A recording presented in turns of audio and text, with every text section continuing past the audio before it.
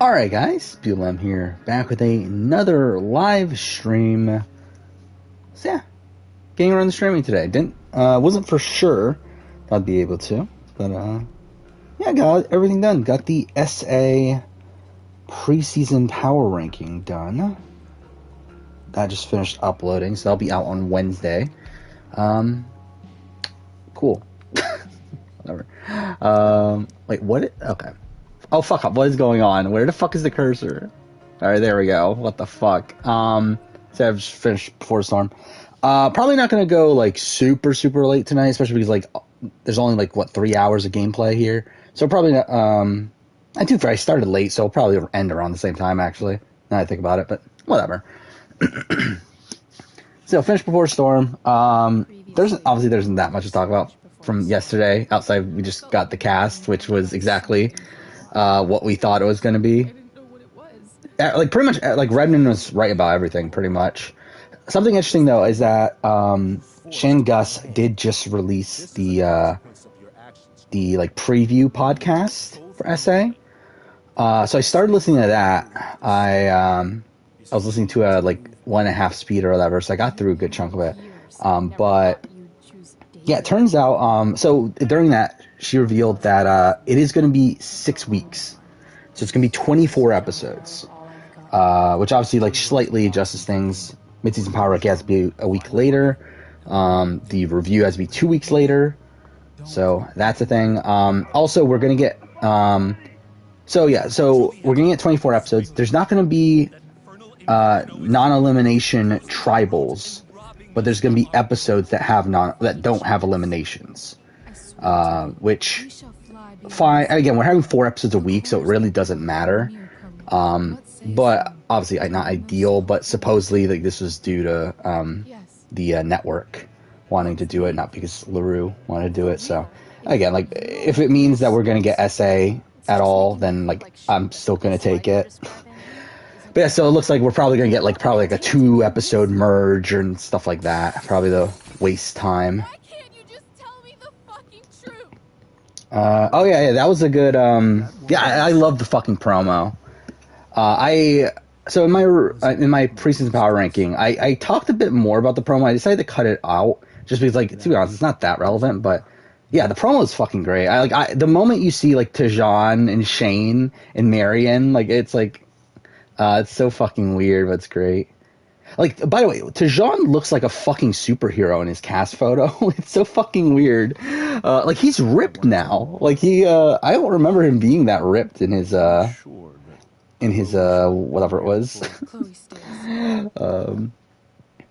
Yay, more, Rachel and Chloe. Of course. Oh, hey, first time chatter, Micah's Mindset. But yeah, stream tonight. To be fair, I kind of knew by the time I started, like, working on things that I was probably going to make it. Like, even last night, I was, like, kind of thinking, yeah, I'll probably end up streaming tomorrow anyway. But yeah, finished it. What's actually dumb is that a lot of the reason why I did it is because I was going to be busy all day tomorrow.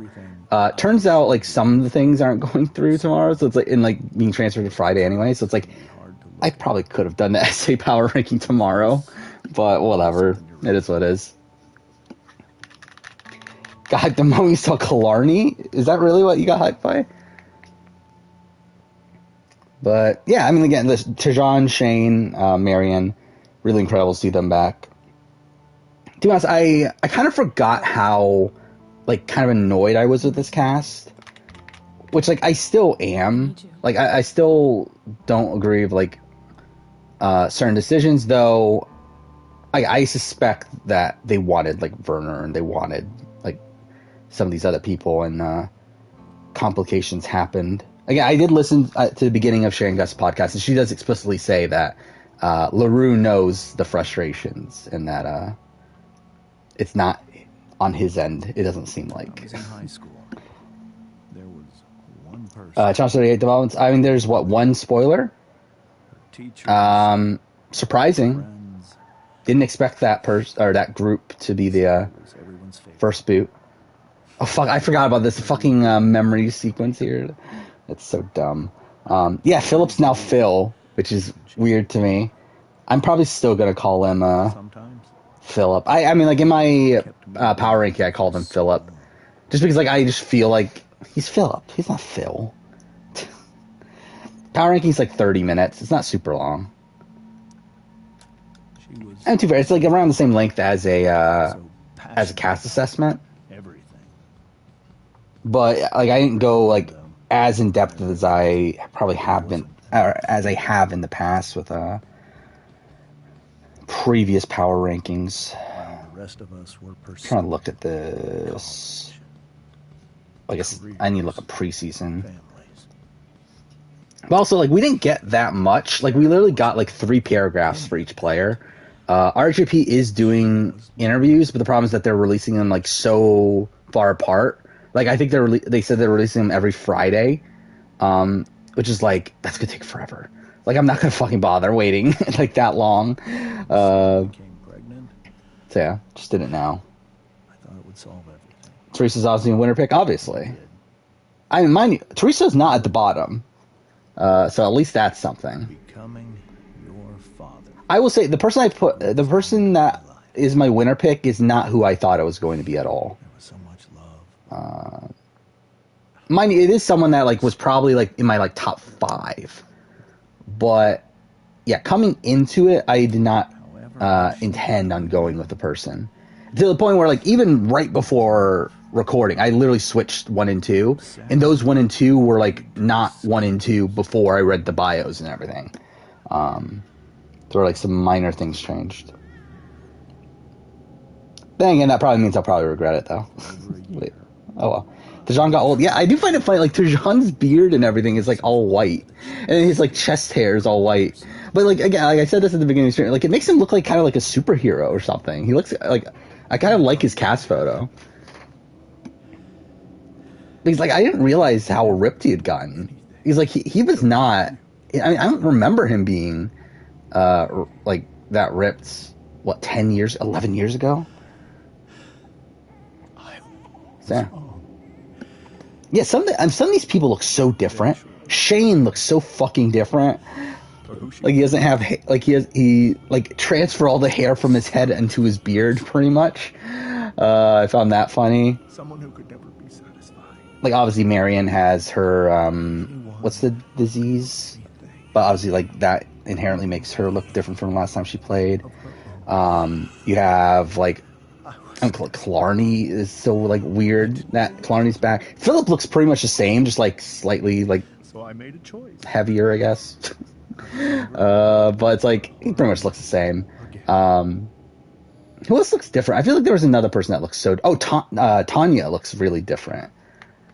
I guess she doesn't necessarily look different. It's just that like her hair's like full on white now instead of her coloring it, which like threw me off. Oh yeah, Marion still looks great. It was true. We kissed. Oh, Shona looks different too. Mind you, I think a lot of that's probably just dyed hair. I think outside of that, she probably actually looks almost the same. Goodbye. I told him. Yeah, it was interesting though to see cast photos. By the way, how many fucking cast photos did I take? I literally wasted like over an hour today trying to get the right cast photos for the video.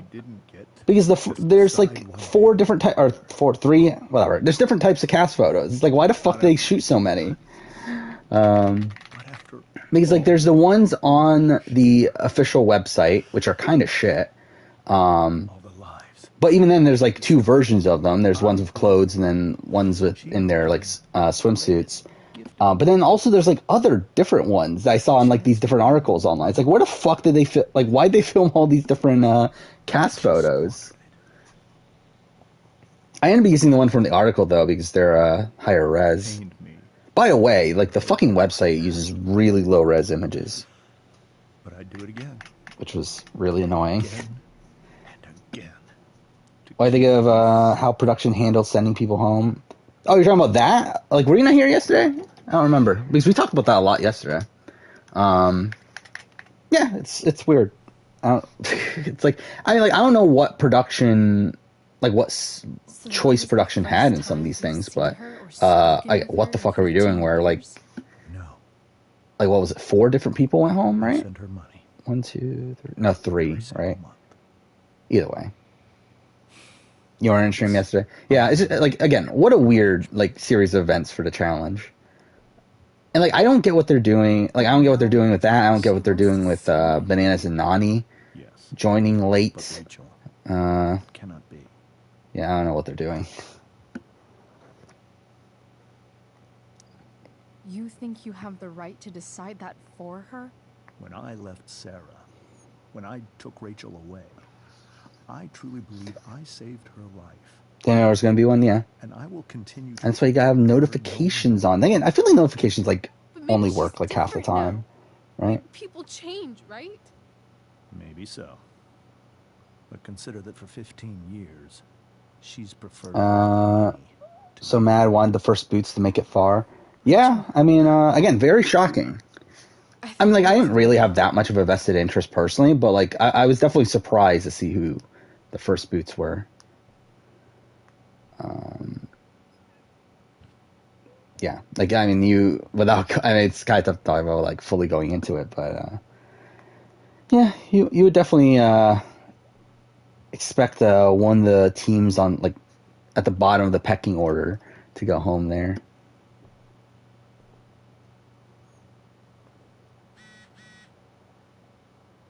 Is that why she quit? I heard that she quit because she missed her boyfriend or something, right? And that she just like didn't like being on the show, pretty much.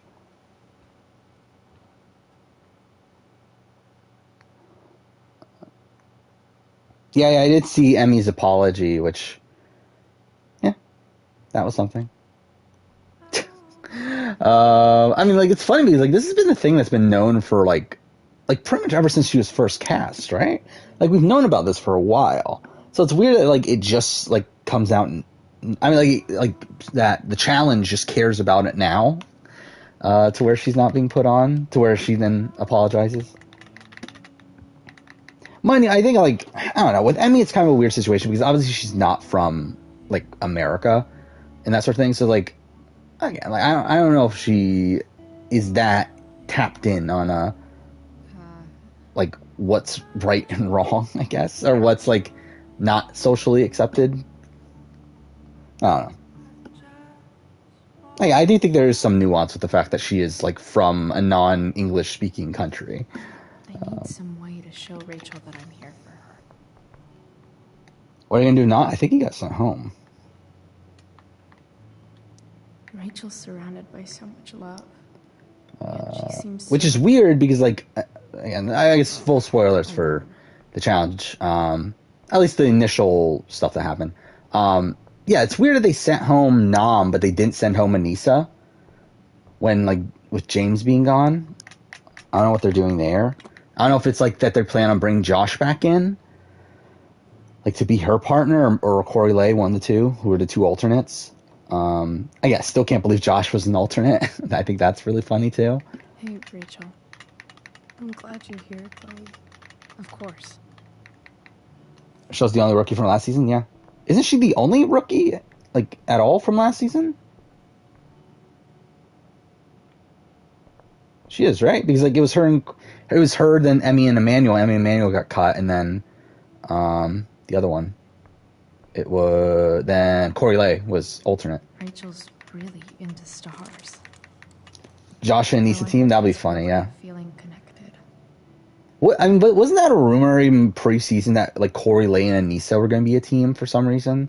So it wouldn't be surprising if it ends up being Corey Lay either.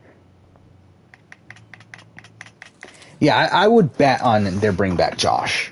It is weird though because like they already sent them home. So at the point that you already send them home, then do you have to? You obviously have to fly them back, but then also like, do they have to quarantine again?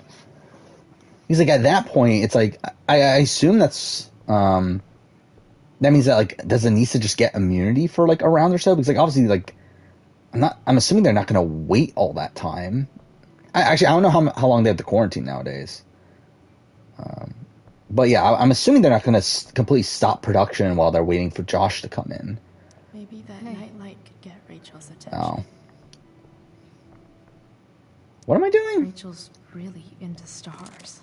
Okay, that's not what it is. I wonder if it's her way of feeling connected. Again, Anissa is not with Horatio. Horatio's with Olivia. I don't know why you keep on saying Anise is with Horatio.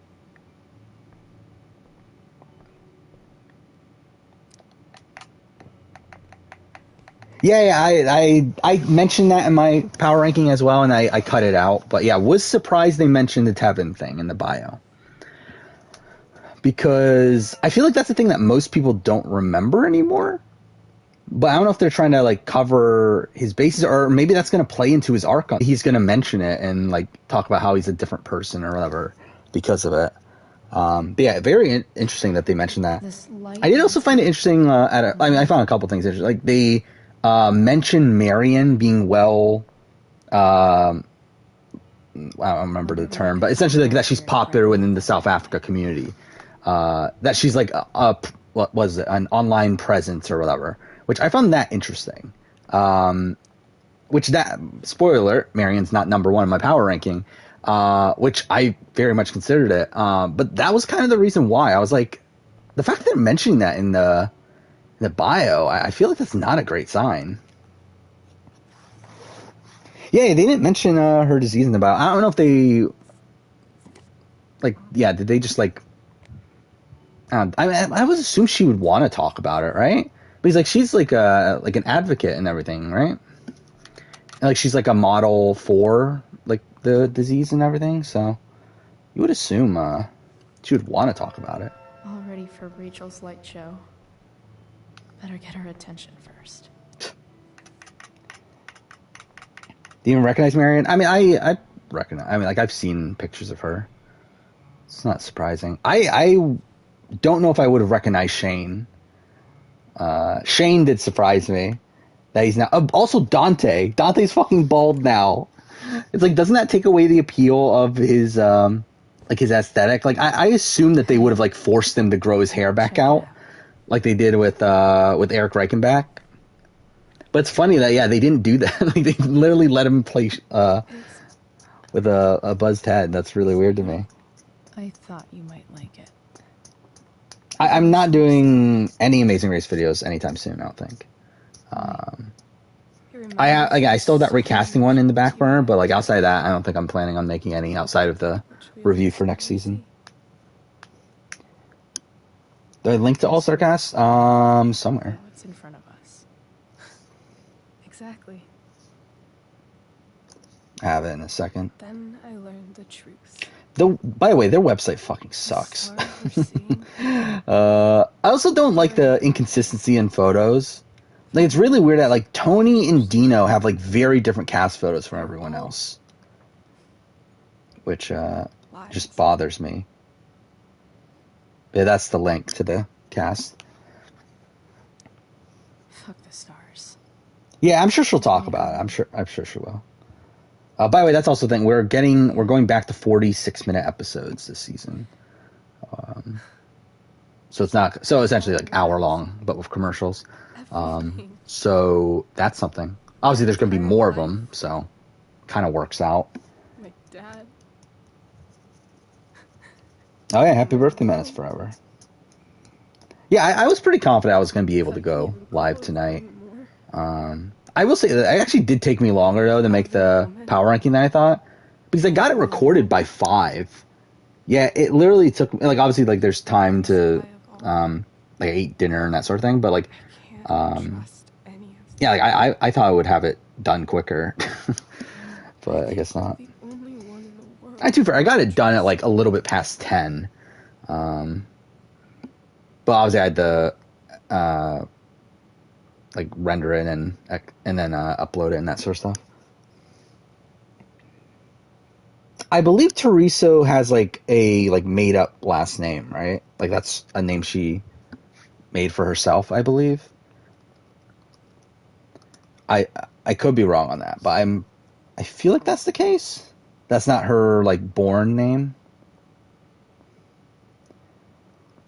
But I don't know. Like 45 minutes episodes better? Yeah. I wonder how they're going to do the premiere though. I'm like are we going to get a non-elimination in the premiere? Like they're not going to eliminate some, not because again like we know that there's now 24 episodes only 20 people. So obviously there's going to be episodes that don't have an elimination. However, they're not doing non-elimination rounds. They're just going to have like episodes that don't end with a tribal. So, yeah, I mean, like, are we going to get a premiere without any boot? I feel like that's not out of the realm of possibility. My real mother was gone. How many more do they have to get then? Like, I mean, we're for sure getting a final 2 then, right? Like, there's no way that they're doing a final 3, you would think, with this many episodes. So if that's the case, what, we need 19 episodes for that? So there's 5 episodes without elimination? So merge, maybe premiere, and I guess maybe like a swap, and then I guess they're maybe going to do,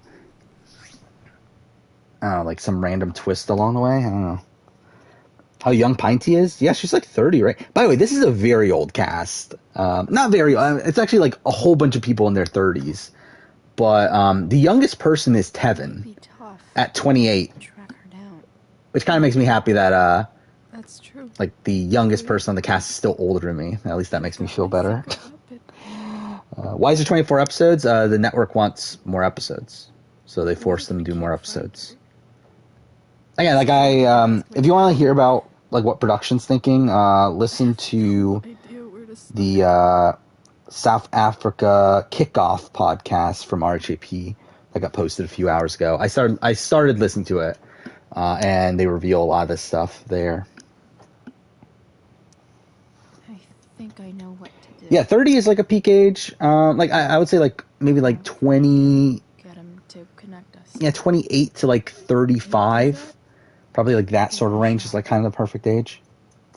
Of course, even yeah, I mean, this is going to be a really interesting season, where I feel like we have the pre-mergers who really a lot of them are maybe not the most strategic people in the world, but you do have like a couple here and there that are. So I think that might be an interesting dynamic. And you do have this like naturally ingrained like underdog story through them being the pre-mergers. But then you have the post-mergers who are a fucking train wreck. By the way, I do feel like the post-merge tribe is a bit too stacked, though. Like, I'd be surprised if the post-merge tribe loses a lot. But even if... Then again, I'm assuming we're probably getting a swap, like, within, what, like 3 or 4 episodes? I guess not episodes, 3 or 4 rounds. Stand by Sheamus winning? Yeah, Sheamus is a good pick. After my dad died, I was... Does Jean have any connections on post-merge tribe? Tony. But somehow I know for sure. I don't know beyond that, though. But he is someone that is, like, pretty active in the community. So I would not be surprised.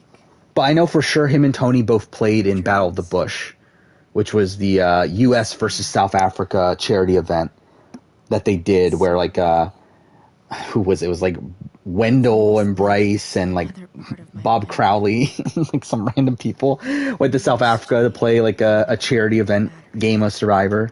And Tajan and Tony were on the, and Shona, by the way, were on the South Africa tribe. Weird, huh? So they do have a connection. And also all 3 of them are also, like, people that go to a lot of events. So I feel like they should be well integrated socially. But yeah, it'll be interesting. Like Tajan's gonna be really interesting to see here. Like obviously he's the only person before season 5. And again, it's been what 11 years since he played. What's funny is that he's not even like one of the older people in the cast, right? I mean, like he is, but like there's definitely people that are older than him. Killarney's 51. I forgot Killarney was that old. He's the same age as Phil. Shane is 10 years older. I didn't realize Shane was that old, too. Like, Shane's 50. That's pretty insane. Actually, wait, this for Wiki, I'm pretty sure these are wrong. Yeah, because that's Shona listed as 30. I'm pretty sure she's 33. But either way. Yeah, Tevin is the youngest. I believe only him and PK are under 30, right? Oh, and Sheamus. Sheamus is also. See, this is a relatively old cast. I didn't realize that Tony is older than Tejan. That's kind of weird too. Dad, I think we're Stan Twitter loves Plessa. Yeah, I like Plessa. Hey, Plessa ended up being way higher than I thought she would on the power ranking. you That's something. always do it wrong. Hey, man, That squeeze. was one time. When are you going to let it go? Yeah, he does talk in his bio about how he's in the best shape of his life, which, yeah. Remember Yeah, I did when call we him Phil. I instantly like recognized right after I said it. I was like, oh yeah, I guess I am. I'm starting to transition now. He never. 24 episodes help the schedule? Yes and no. Yes, in the sense that I was going to get more time. No, in the fact that there's more episodes. Like, there's more things to work with. But, like, technically, yes, it does help. Why don't you go take a look? You sure? Did I like Phil? I thought he was an interesting... Like, I'm not, like, opposed to him coming back here. Like, I thought he was a fun enough character. He definitely wasn't, like, top of mind of, like, who needs to come back from Champions. But I'm not, like, upset at his pick. He like, was trying to be this, like, kind of villainous figure and, like, was stealing sugarcane. What's wrong? Yeah, he could be fun. I don't know how he's, like, gonna do now. Like, that was kind of my struggle with him in the power ranking. Is, like, I just don't know anything about him in the modern day. I don't know how he's changed in the, 9 years since the last season. And I don't know how he's going to approach the game this time. So that was a bit of a tough one there. Yes. How many non-elimination episodes? I mean, again, like, I think I counted it out that we're going to have 5. But again, it's not going to be non-elimination like Australian Survivor where they go to tribal, then there's a twist that cancels the tribal. Like, it's not like that. It's just that we're going to have the same number of rounds as normal. It's just that there's going to be, like, 2-parters, essentially. It's going to be like the 41, 42 merge, where it's like 2 episodes, but it's like all 1 round.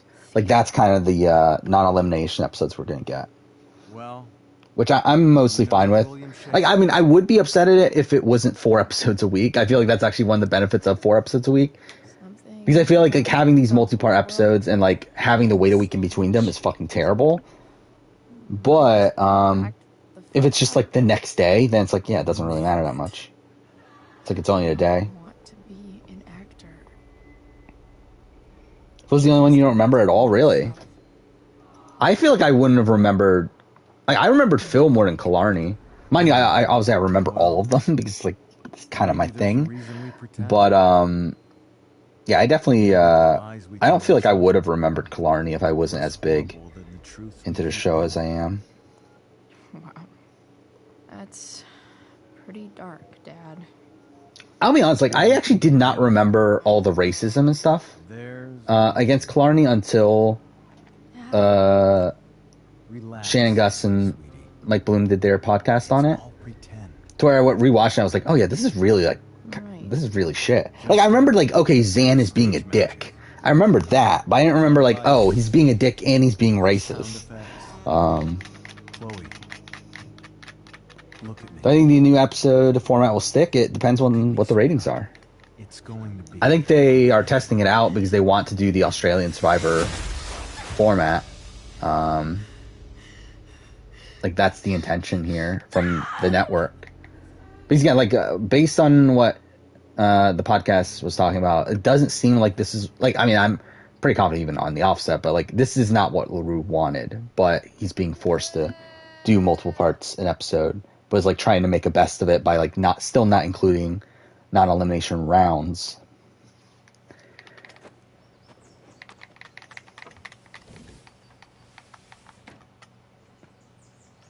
Someone who's only watched 1 episode of SA, PK is your winner pick. Gives you Nick vibes? Which Nick vibes? Which Nick? I mean, like Nick Wilson? Is that who we're talking about? Okay. I saw Sarah leaving. Because if that's who we're talking about, I think you got a really bad read. Like, the podcast, I don't know, I don't have, like, I don't fucking have it. Like, I have it downloaded on my phone because I auto-download RHAP podcasts. I can do this. But, I mean, just look up RHAP. I would assume it's going to be there. Oh, Frank. eager. Nick Wilson. I mean, like, you're not, like, I guess you're not necessarily way out, but, like, I would have a lot more faith in Nick Wilson on any given season than PK. Like, PK is a player that, like, tries to cause chaos.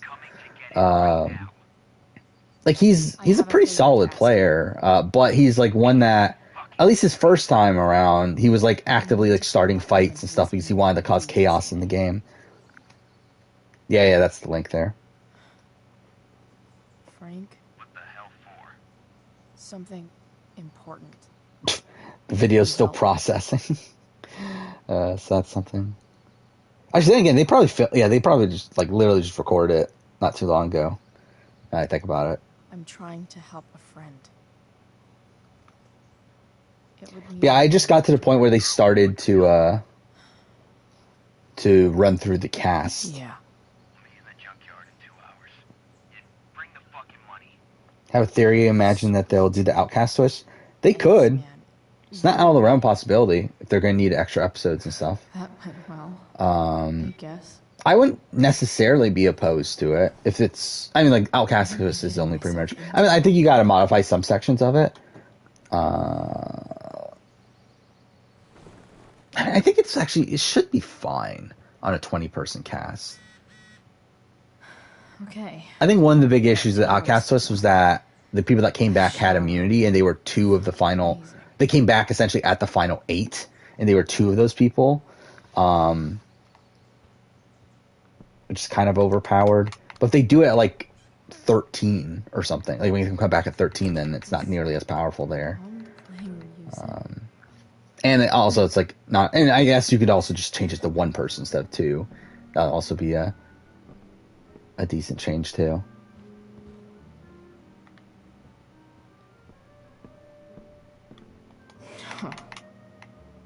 Have faith in LaRue to make the most of a not great hand. Yeah, pretty much. It's pretty much my stance on LaRue. I have a lot of faith in LaRue to do what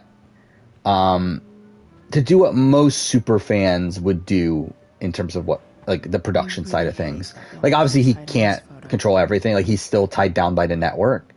To where if he doesn't go through what the network wants, then we don't get a show. So, like, it's still better than nothing, even if it ends up being shit. But I have faith in LaRue to do it well. For the Return of the Outcast to start a new era of South Africa, I think after this it will start a new era. Like, I think season 10 could start a new era. I don't know if this actual season will. Like, to me, this season feels like the culmination of 6, 7, and 8.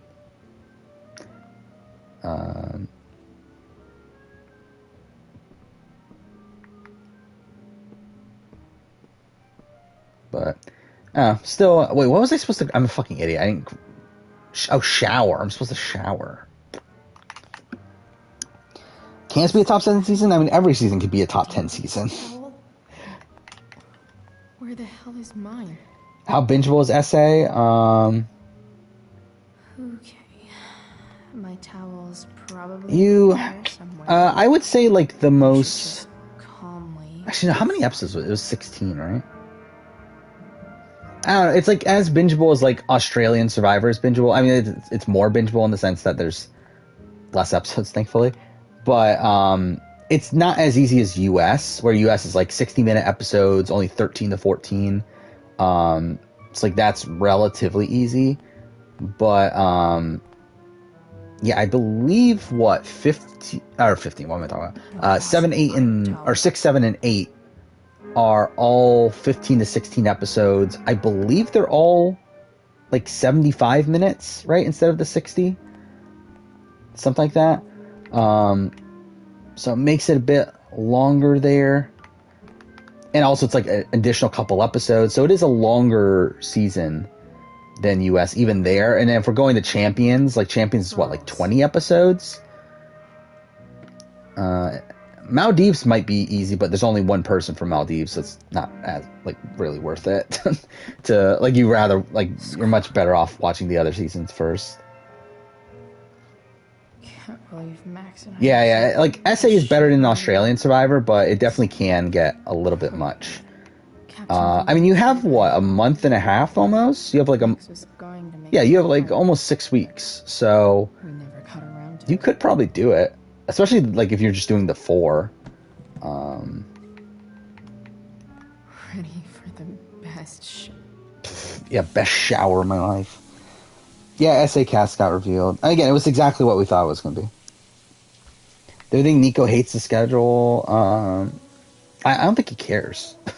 I don't know what Nico's thoughts are on fuck me, Australian Fire, on Fire South Africa. In terms of like the production side of things, mainly because like it's irrelevant, to be honest. Like he doesn't matter. Like he's literally just a host. Like he has no say in anything.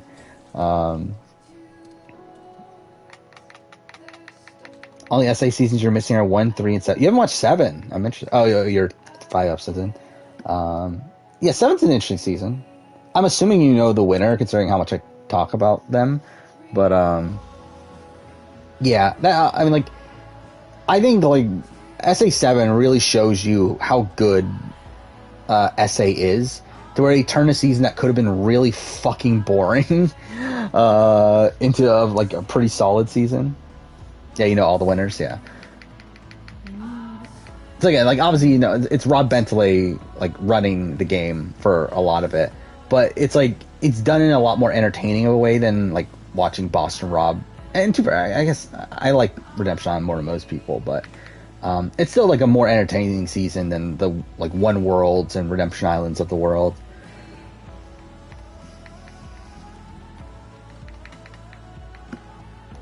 But yeah, 3 isn't. I mean, like 1 and 3 at this point are kind of irrelevant, right? Like 1, 2, and 3, really. Like if they're not bringing them back here, I don't think any of those people are coming back for any seasons moving forward. But I guess like Ashley Hayden, some of that I think they would bring back if she said yes, but don't expect it.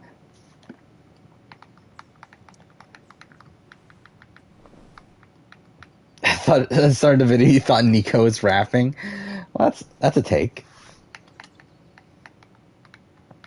I think be a better host. Or who is a better host, TJ or Phil? Phil. Like I still think TJ, even though TJ's gotten better, I still don't think TJ's the greatest host in the world. I think he's fine for the what was that shake? But I think he's fine for the challenge, but I don't think he translates to. Like definitely not Survivor. Like I cannot imagine TJ hosting Survivor. But like even like, I mean, I guess like Big Brother. Like what is Big Brother at this point in terms of hosting it? It's like you barely do anything outside just read like the teleprompter. So maybe he could do that. I haven't stated who. Like I've talked about the challenge spoiler. From today, but I haven't like. Oh wait, I'm supposed to push out. But I haven't named the people. I'm probably not going to name the people because it's not really like that useful. But these like I mean I think I can easily talk around it. But it is like a surprise though. Is the best SA player ever Tevin? Our pre-merge player? Maybe. Probably up there for SA. What are the chances I can avoid Mom or David?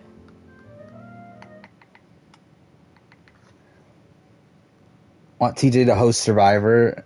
I like TJ hosting Survivor would be such a disaster. That would be funny.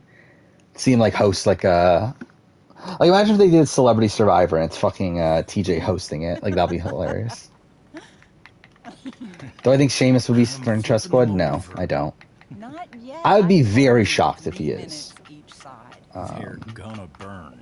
I'm expecting Sheamus to do well here. I can't stand it. I'm telling you. Or Tevin's odds of winning? Fine. I think he has a. I think he is one of the people that's harmed the most from this being pre-merge versus post-merge. All the time. Where he's in a position where he's separated from potential allies that he would have on the other tribe. He's in a position where he is like probably the person with the biggest reputation out of the pre-mergers. and he's a person that just also just naturally comes off as like kind of schemy. So I think he like there's a chance he could be in danger there. But if he gets through it, then like he's demonstrated some good game ability before, so hopefully he does well. There? Do I think Shane and Marion will be a dynamic duo again? Hey. I think I don't know. How close are they nowadays? I don't know. I assume they're going to try. I don't know how effective they're going to be. Like, I'll be honest, like, the more, like, even since I recorded the video, the more and more worried I am for Shane, in particular, where I just don't know if I see Shane doing well at this point.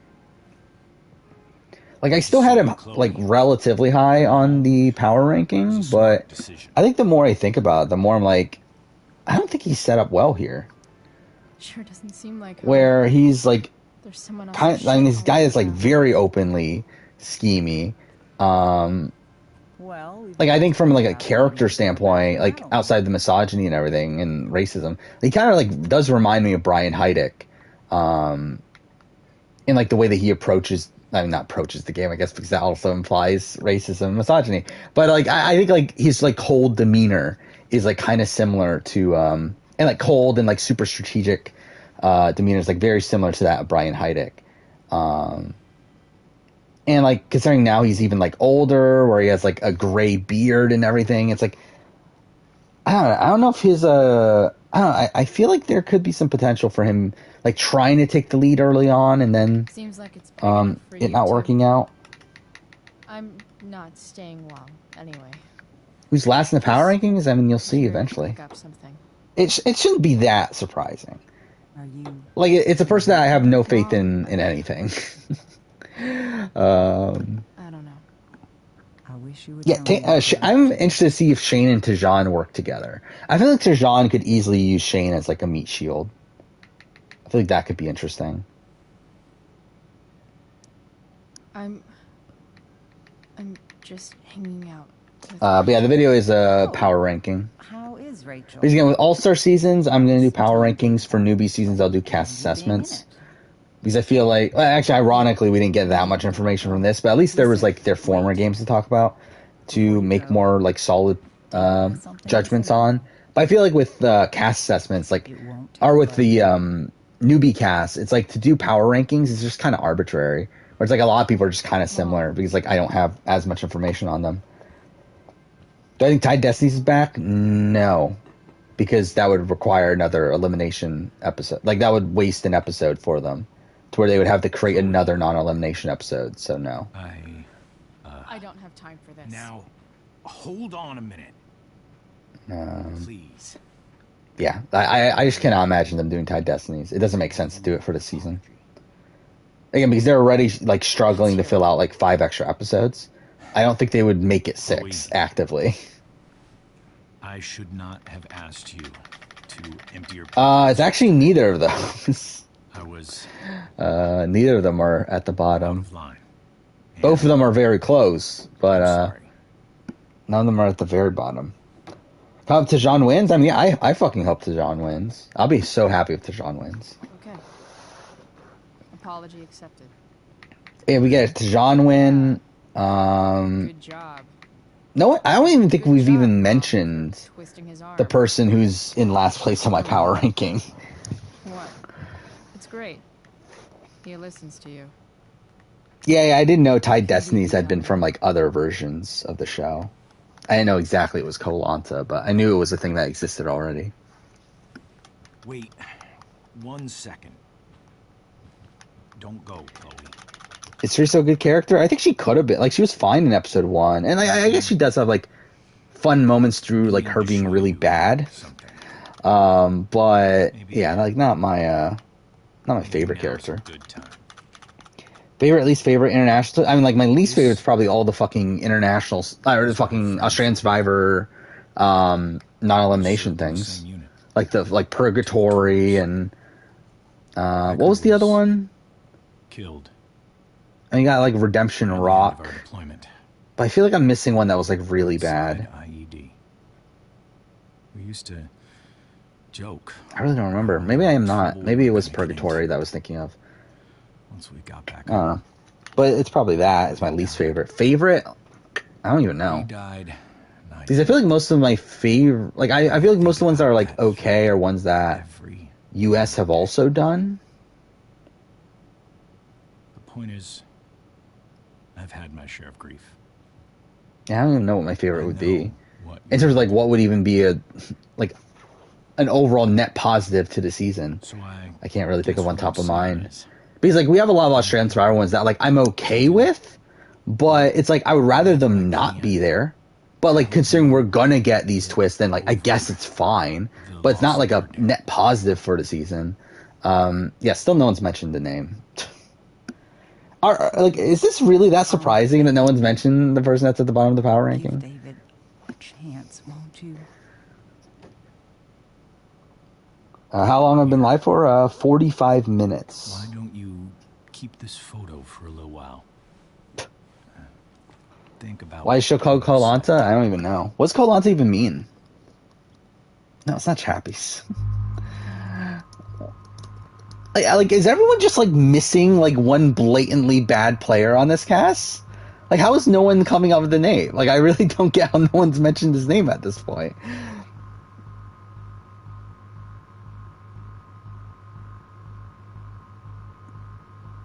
Yeah, I love how I'm looking up Koh-Lanta and, like, yeah, there's, like, no mention of why it's called Koh-Lanta. Because, like, Koh-Lanta's not even a French term, right? What's the decision? Fuck you, David. Reject this offer. The last person I would ever there you talk go. to about my dad. BBC version of Amazing Race Visit Your Town. That's interesting. Like, there's a BBC version of Amazing Race. Like, I'm assuming it's like an off show, right? Oh, Race Around the World. Is that what you're talking about? You disrespectful little shit. Because I have heard of Race Around the World. Hey, both of you. You don't scare me, asshole.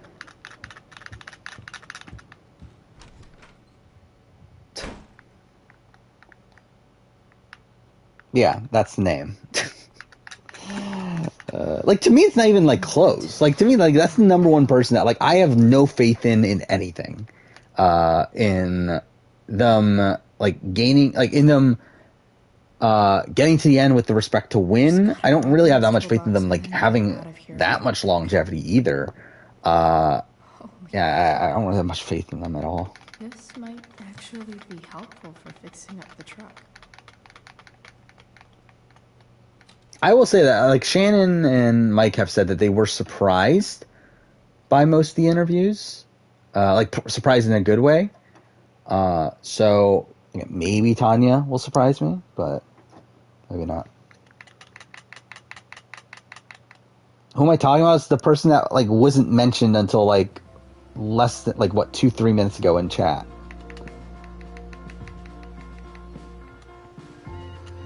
Is it 18-person cast? No, it's a 20-person. Hey, it's the exact cast I did the rumor cast reaction on. Like, it was completely right. That's the cast. It's broken down pre-merge versus post-merge.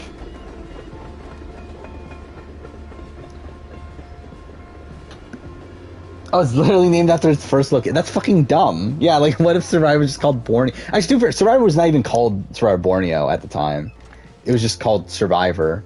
And then they changed out the Survivor Pulau Tiga, and then they changed it to Survivor Borneo.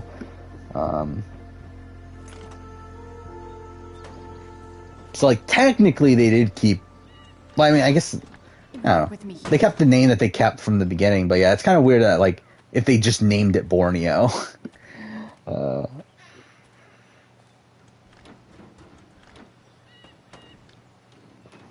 No, Werner's not on the cast.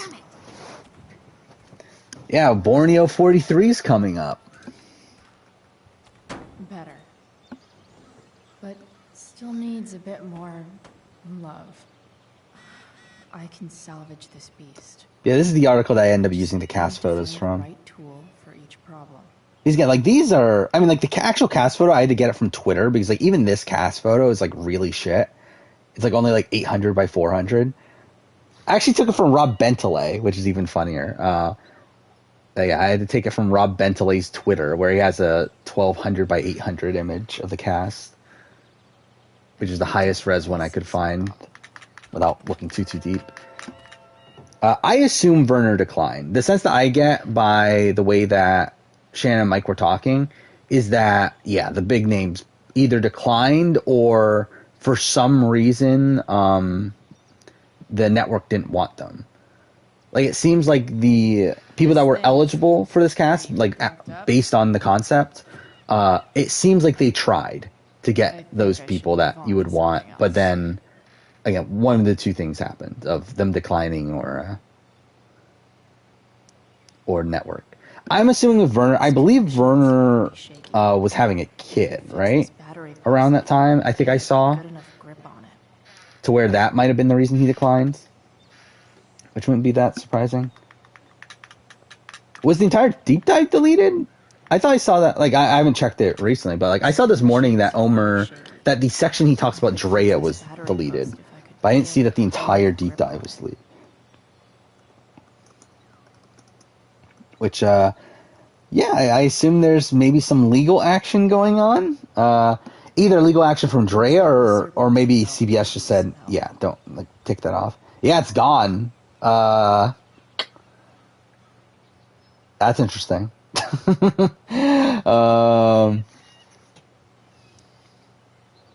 was the section you talking about Drea deleted? I mean, what do you think? I could fix this battery post if I could get a good enough grip on it. I'll accept the Vern declination if it led to Sean going, yeah. I mean, who would Werner taken the spot of? Probably like Dante, right? Hopefully. I still don't get, why the fuck are Dante and Chappie's both on? Like, why? They're the same archetype. They're like pretty much like, Chappie's just a better version of Dante. Like, why is Dante also there? Like, I don't get why they put both of them. I don't think the screwdriver would do the belt much good. Oh, this is just me being an idiot at this point. What am I doing? The belts. I don't even know what you get for a belt. Yeah, that'll be funny if that's where Drea's like Sia money is going, is towards buying lawyers to stop podcasts from talking about her. I think that's funny. Tom wasn't eligible. It's second chance, and also anyone that makes Final Tribal is not eligible. Like a deadly electric glove. Which, yeah, I mean, like, again, it's fully to try to counter the possibility of people being or not the possibility, but like lower the chances of people being targeted just for their reputations.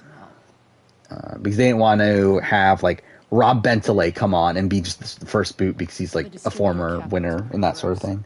So I think that definitely played a factor. Something small to scrape the gunk off the cat. I think that's also why he did pre-merge versus post-merge, to minimize that as well. Do I have Tiffany top 10 one-time players? Problem, maybe? Who's in the top 10 at this point? This thing is going to the fuck up. I don't remember my own list. Let's see. Okay, the Survivor version came up. I literally just looked up top 10 one-time players. My Big Brother one doesn't even fucking come up. I don't think the screwdriver would do the belt much good. I did do it, right? Like, it's not even here. Like, on Google. It's like, my fucking non-winning one is there, and then my non-winning, but like, for some reason, the fucking one-time player one isn't there at all. Dang, that video bombed, right? So that's probably one of the reasons for it. Because I'm pretty sure that video is still, like barely got views. I could probably there it is. 5,000 views, yeah.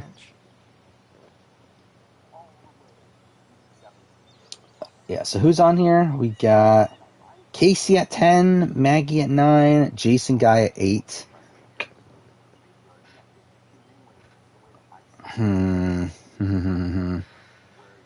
I think I would I swap Maggie? Like, to be honest, I think the more and more time goes on, the lower and lower I am on Maggie as a player. Probably tighten the circle. To where I would debate bumping Maggie off for Tiffany. Where I think Maggie played like a dominant-ish game her one time, but like I don't think Maggie's like. I think Maggie's essentially like kind of like the Brian Heidick of Big Brother. Not as much ickiness in how she controls the game, but still like in terms of like having control, not having the respect from the jury, but kind of wins by accident, pretty much. Sick. I think Casey. Like, I think the more time goes on, the more and more I think Casey's actually like a better Big Brother player than I give her credit for. I just think her winning game isn't the best that it could have. But I think like put Casey on any given Big Brother season, I would have a decent amount of confidence in her. How can I tighten? But yeah, especially like now seeing her on the challenge, where I think through that like kind of evolves my thoughts on her. Oh, fuck off. Game. Thank you. Not gonna help. Do I think Omer's Deep Dive will be re-uploaded? I don't know. Maybe not. You never know. It'll obviously come down to like whatever's going. Again, we don't know what's going on. If it's production, if it's or if it's CBS, or if it's Drea herself. Like if it's Drea like literally suing them, then I don't think so. I think probably not. I don't think they would risk it. If it's like CBS just telling them, hey, like, yeah, take it off, then like maybe they would put it back on without that one section. I don't know what I'm doing. Like, this is just me being an idiot at this point.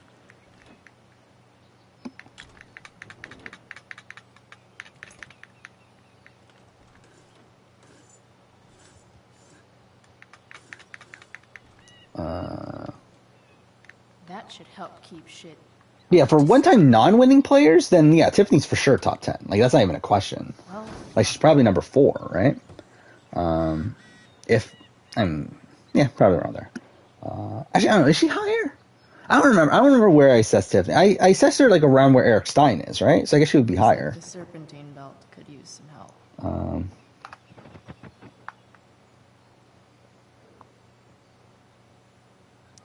Nothing doing.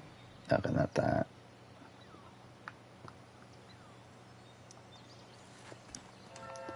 Any challenges since yesterday? We know the first boots. Which, okay, surprising. She also killed a man. Kinda.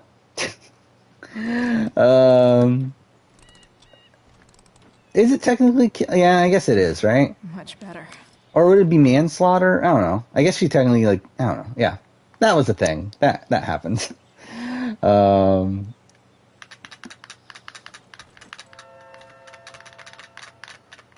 Seamus Lindholms? Is that his middle name? I didn't even know what fucking Seamus' last name was until today. Oh no, I don't want music.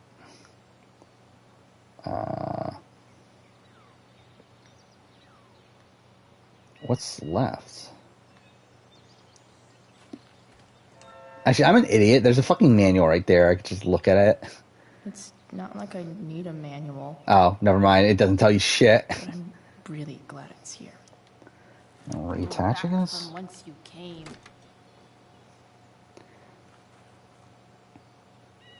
Cool, that was well worth it. Spark plugs busted. If Sydney broke out of the cookout at Derek X Boot and went on the win, would she be a top 5 winner? Probably. Maybe. Yeah. I'd probably have her, in terms of like how much control she had over the game and stuff at that point, then yeah, probably. Actually, I don't remember. What is my actual top 5 anymore? I keep on forgetting my winner ranking. But I feel like Dan is number 10, right? Which I feel like if she did win from that point forward in like a dominant fashion and everything, then yeah, she's Please. has a better winning game than Dan. Again, still think Dan's the better player as a whole, but she has a better winning game. Cool, getting 2 ads on. on my video. There we go.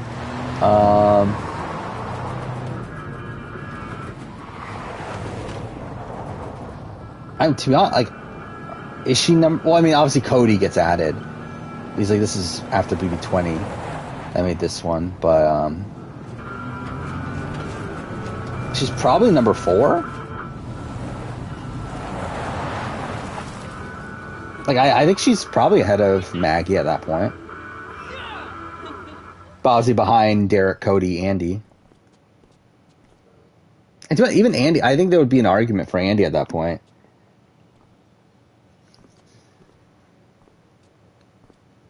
I think I probably still would have,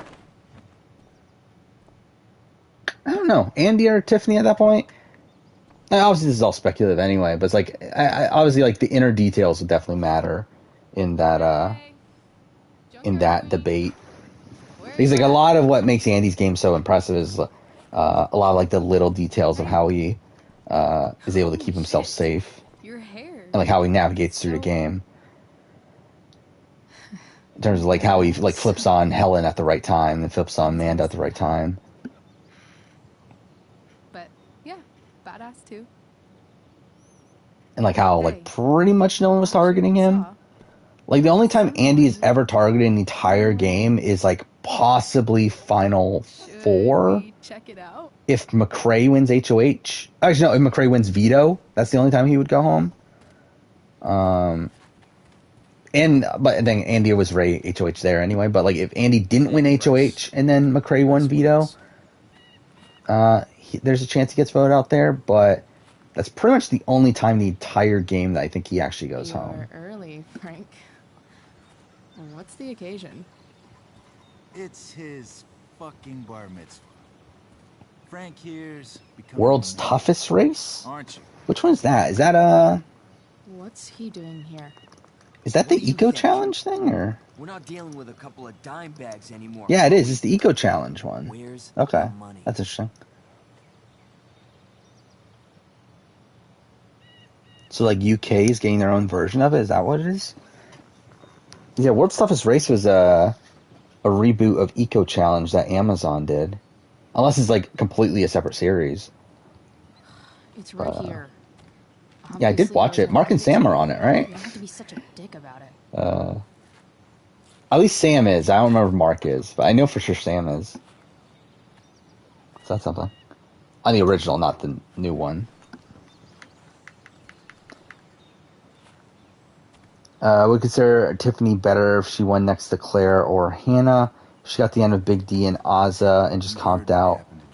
Yeah, I mean, that wouldn't happen, though, right? Well, actually, yeah, I mean, there's no way Big D gets to the end, I don't think. Because, again, like, Derek X and Claire wanted Big D out because they were worried that he was going to be dragged to the end. It's like they were targeting by that point. Tiffany had a bad relationship with Big D by that point. So, again, if the cookout didn't exist by that point, then, yeah, I think Big D's for sure not making it to the end. Why is it that chicks think it's okay? Was it Michaela that was on? I knew, like, some other Survivor players. Ryan Opry was on, right? Rhino? Suddenly, He was on that, too. So that's a lot of random people. Do I think LaRue should be higher for US and Australia? Yeah. They're not going to, though. But, yeah. that true?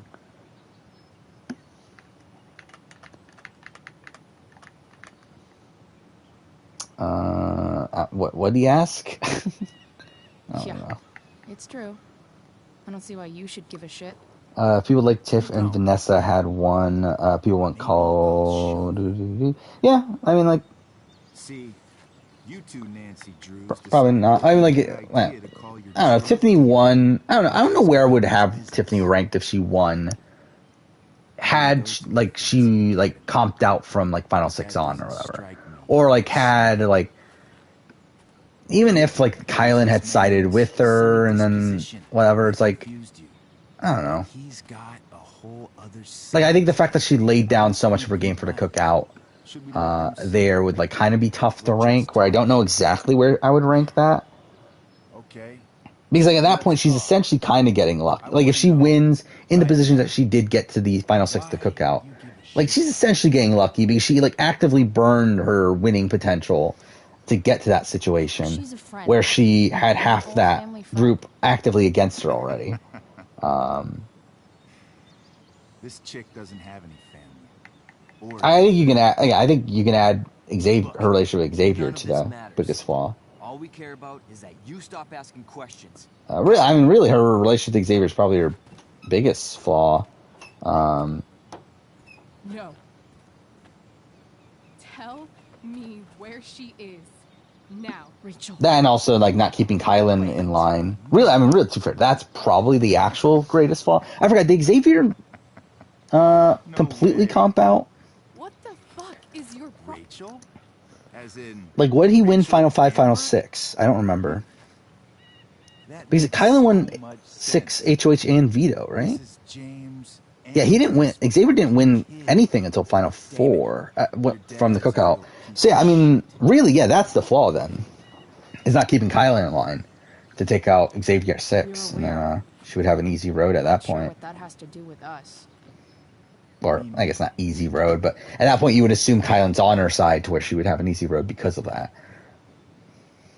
Here's what happens next. Come on, man. They're just kids. No, they're not. This one is the She's always going to need to target Xavier? Not really. If she gets to the end of Xavier, she probably still wins. She doesn't need to target Xavier. She just needs to get to the end. It doesn't matter who she gets to the end with. Everyone's asking about. Damon, calm down. Like, it didn't matter if Xavier comped out as long as he was taking her. Still cool. Don't need to get crazy.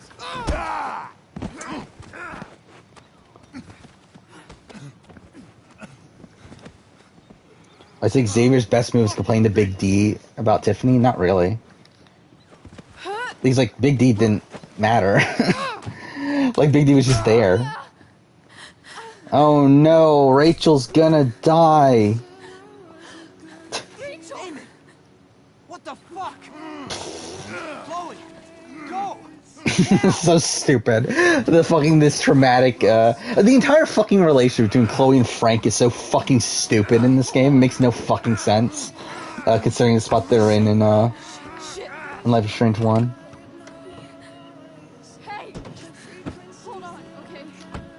Yeah, I've heard the rumor of Devon was supposed to be paired up with Big D and that she dropped out. No! So, yeah. No! I'm not losing you. Yeah, it's like, it's so funny that Kylan's, like, warped mentality of the game is just hilarious. That he wanted to go to the end of the best. He thought Tiffany was the best until the point where, Tiffany and, what was it, Claire and even Sarah Beth did it too, right? But, like, everyone was, like, campaigning to Kylan that, oh, Xavier is the true, threat. He's the guy that you need to get out. But because that causes Kylan to say, hey, he's the best, so I can't go to the end against Tiffany. Tiffany's not the best. Xavier's the best. It's so fucking stupid. The entire approach to the game he had.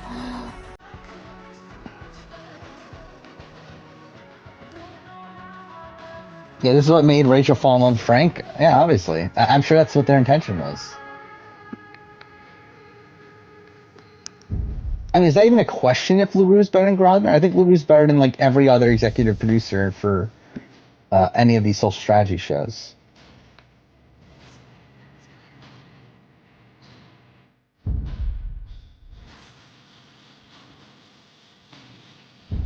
I think Xavier's probably always taking Big D, but I think if Big D wasn't there, I think you can make the argument that he would have taken Tiffany. Based on how the relationship was by the time of, like, final 9, final 10, where, like, Xavier was under the impression that it was him, Tiffany, and Hannah that were final 3. Rachel is And he thought Tiffany had done nothing. Like, he didn't think Tiffany played the game. So we're like, I don't think it's out of the realm of possibility that it takes Tiffany to 2 at that point in the game. and now she's resting. Chloe, what happened? Why Big D and Davon be partners? And they're both from Big Brother. That's something. Were Kai and Betty equally delusional? Everything happened so fast. I forgot how delusional was Betty. Like Betty was just like Kevin played a shit game, right? And like Josh is gonna win, but I need to go to him for Josh. I guess it's not that dissimilar, right? Yeah, I guess it is kind of similar Start over and tell me from the everything. Kylan situation. Did you and Rachel try to contact Sarah? I'm not going to chastise or blame you, Chloe, but I need the whole story. Yeah, actually, yeah, it is kind of like I'm trying to like run through in my head. Yeah, it's pretty similar actually. I never actually compared the two. I got my dealer to meet us, since you know Sarah. Probst or Grodner? Probst. Grodner's one of the worst like That's right. producers out there. But Damon showed up with him. Like, I mean, I will say the one thing that I will give Grodner credit for is that she doesn't. That I think she gets that Big Brother is a social strategy game, in the sense that she is like very into the idea of keeping it like a full on jury vote and like she it's not like yeah, it's like she's not trying to break the format necessarily. But I also think she's like really fucking lazy. Where they're just doing the same fucking show every time with like minor adjustments to the Rachel who got angry. to the like the Wednesday or not Wednesday. What day is that? Sunday night, right? Competitions. Where Sarah was. This is exactly what I've been afraid. And then they don't think twists all the way through. Where like it's definitely less twist heavy than BB Can. Then BB Can's gotten better, but like for a while, BBUS I still think was better than BB Can in terms of production. It wasn't. It's just like BBUS like didn't think their twists through, to where like a lot of them ended up backfiring on them. Like even this last season of the High Rollers Room, that backfires on them. I've always been afraid of losing her the way I lost Sarah. What happened next? Grodner's not casting director. She's what, executive producer. Casting director is what, Jesse Tannenbaum now? Used to be Robin Cass. And she just grabbed a But she has like the say on who gets cast. She's not the final say. The final say is technically CBS. But essentially, like the casting director shows people to the executive producers. The executive producers pick the cast along with the casting director, and then they show it to CBS. CBS has to approve it or deny it, and if it's approved, then obviously that's the final cast. But like so, like they obviously play a role in casting, but they're not like 100% like the final say or anything. Then we were here. I appreciate it. Season's better. Worlds Apart, Island Secrets. Probably Worlds Apart. Then I'm a big defender of Worlds Apart, so doesn't mean I don't like Island Secrets, but What are you going to do? for me personally, it's definitely Worlds Apart. Find out. Was Lulu a better player than SJ? Probably not. First of all, I don't know though. SJ like should have been eliminated like 3 or 4 times, right? And just like kept on lucking her way to coming back. I was told that if Rachel had arrived only a few minutes later, she might not have. It's probably still SJ, but like they're both pretty bad though. You saved my world. It will be sometime. Who's better, Aaron or Jeff? I promise. I'll let you know. Probably still. I don't know. Probably Jeff. Thanks. I mean, Aaron's not like again like BB Can like 1 through 7 was not produced well. Like they turned out well, I think largely because of its cast.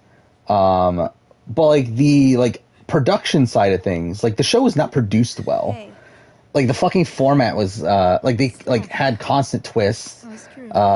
The Pretty good. the editing and the like actual episodes was like all over the place. It's like the actual production of the show wasn't like that good until like Arissa became a co-executive producer, which again I don't know if that's like actually because of Arissa or it just so happened to like align with that to where like 9 and 10 have been really really strong. But like I don't think Erin herself is like that great of a casting producer. I don't think I can sit still. Or am I saying casting? I'm just a fucking idiot. And executive producer. I think that's where I'm getting mixed up. I keep on saying casting instead of executive. But in terms of executive producer. All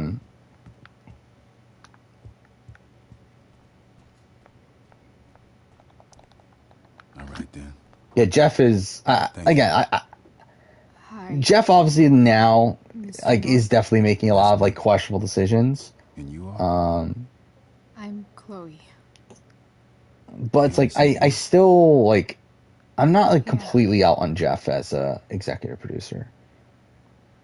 But I mean, I think LaRue is definitely the number one by a lot. Likewise. No, Arissa's not. Again, Arissa is a executive producer, not the casting. And who is the casting? Is Robin Cass still doing BB Can? I actually have not paid attention. I believe she is, right? To stay sane. But she got fired from BBUS, but I think she's still doing BB Can. What's there to do around here? Yeah, she did BB Can 9 at least. Okay, yeah, she did do BB Can 10. So, yeah, it's Robin Cass, the casting director for BB Can. Jeff needs to stop talking to the camera. I think that's one of the least issues. You made it. Oh, Marianne Deep Dive is up? How long is it? Hey, Chloe. Oh, yeah, I do see it here. Hey, Drew. How long until this is taken down?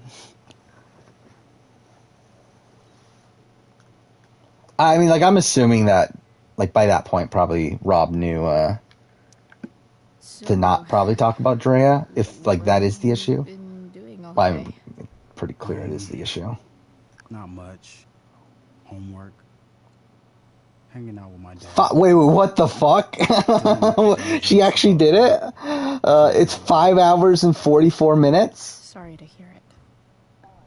I didn't think they would actually do it. Wow. I'm surprised she got a deep dive that long. The hair, by the way. Because, yeah, Rob's longest before this was 3 hours and 40-something minutes.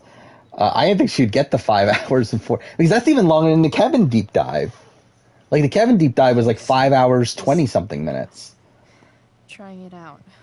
Sometimes you've just See, that's kind of insane. New. Do a fucking 6-hour deep dive with Marianne. Any news about Rachel? Her mom seemed hopeful. Rachel's. Do I think 3 Tribes of 7 is better format than 3 Tribes of 6 or 8? No, not really. How'd she get hurt? You'll think I'm joking. I think in terms of scheduling and everything, yes, but not in terms of the game. She got stabbed in the arm by Demon fucking Merrick.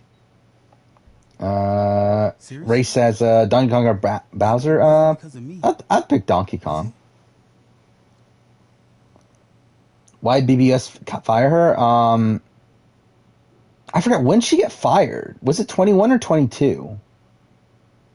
I think it was 21, right? Which, the controversy, if it's 21, then controversy around 21 would obviously play a factor.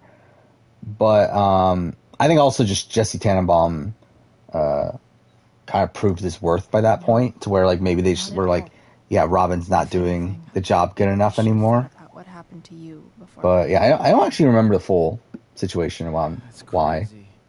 Fuck that guy.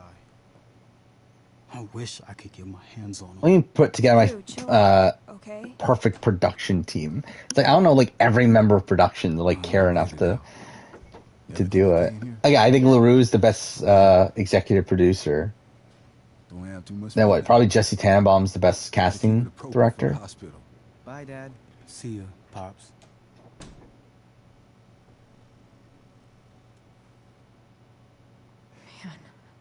Straight up, you have no opinion on Jeff talking to camera. It's fine. Yeah, pretty much. Yeah, I think that's the thing too. Is that people need to realize that with a lot of things, I don't have opinion on a lot of things. I don't care about most random things. To where it's again, you don't really need to have an opinion on the very minute details of things. So yeah, that's something I just I don't care. It's whatever. Do it if you will. Don't do it if you don't want to. It's it doesn't matter to me. Have a theory for South Africa 24 episode format Redemption Island. I don't think so. I doubt they're going to do Redemption Island. based on the way that like Shannon and Mike talk, Easier than you coming to they seem pretty confident that it's going to be that just like certain episodes are going to be like two-parters essentially. I'm kind of tired. And yeah, and also based on the way that LaRue is, I think LaRue knows, he knows that Redemption Island's not popular, to where I don't think he would decide to bring Redemption Island on, unless again he was forced to. All right. I'm gonna head out. It was really great to see you, Chloe. Agreed. Don't be a stranger, okay? Yeah? Tell Rachel we're rooting for her.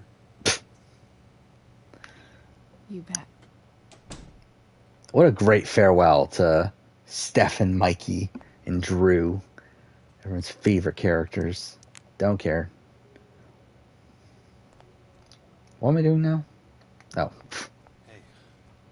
I forgot. Rachel's in the hospital the rest of the game, isn't she? I forgot about that until now.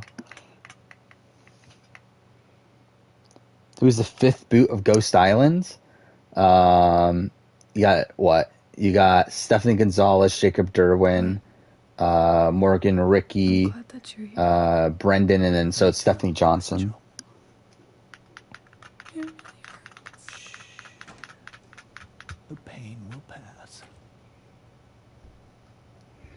So after that was what? James Lim, then Bradley, and what? Chris, Libby, Jenna, Michael Yerger, Thanks, Dad. Chelsea. Oh no, I forgot about Desiree. I skipped Desiree, but In a little while. either way, Chelsea, Kellen, Sebastian, Donathan, Angela, Laurel, Dominic, Wendell. My guardian angel.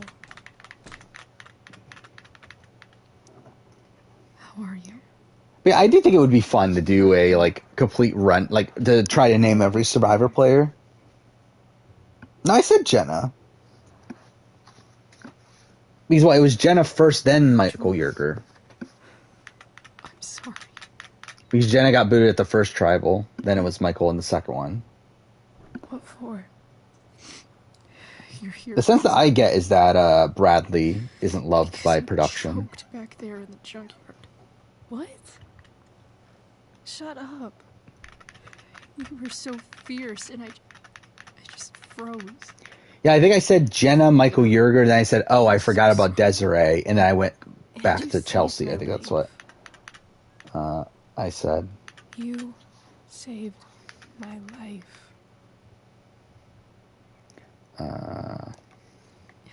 Just don't do that. Don't know why they went like Bradley. Again, from what I understand, it's that I don't think they liked how he acted at Tribal, to where like I think Jeff got annoyed at him like not giving him straight answers, and also them being like super solid on Navidi Strong and that sort of thing, which like Kellen and Bradley were like the two people that were like really propping that up. Crazy hot. So I assume he didn't like that. Happy that your dad's here. I mean, I'm still mad at him. Yeah, are they forgetting Frank, For everything he's done. the best written character in this game? It felt so good to lean on him. He's my dad, you know? I felt completely safe. On Mount Hood. I kind of forgot about that. That's like symbolism, though, is that Rachel's like a strained relationship with her dad is supposed to be like this like parallel with Chloe's relationship with her dead dad. Kind of forgot about that until now. Mom.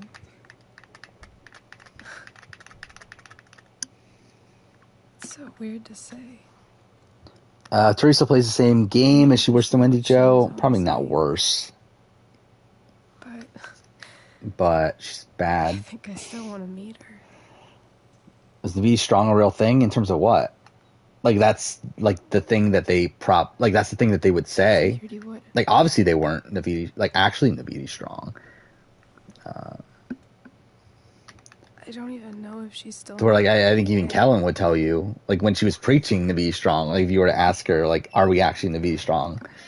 Like obviously, like But if she is, they were asking confessional, I think she would say no. will you find her, please? You really How'd want Bradley do in this? Cagayan if he was selected over Spencer? I do. Is he as Chloe? physical as Spencer? I don't think so, right? It's like I don't know if he would. He might just get voted out instead of Jatia. And like, would Jeff even like him as much as Spencer? Whatever it takes. To like where that was like a lot of the reason why they changed their minds because of Maybe in his office. Our house keys. I just realized on my phone, so I've been watching Puya's 24-hour stream. Actually, it's still been playing on my phone without me realizing it until now. Your dad's So that's office? something.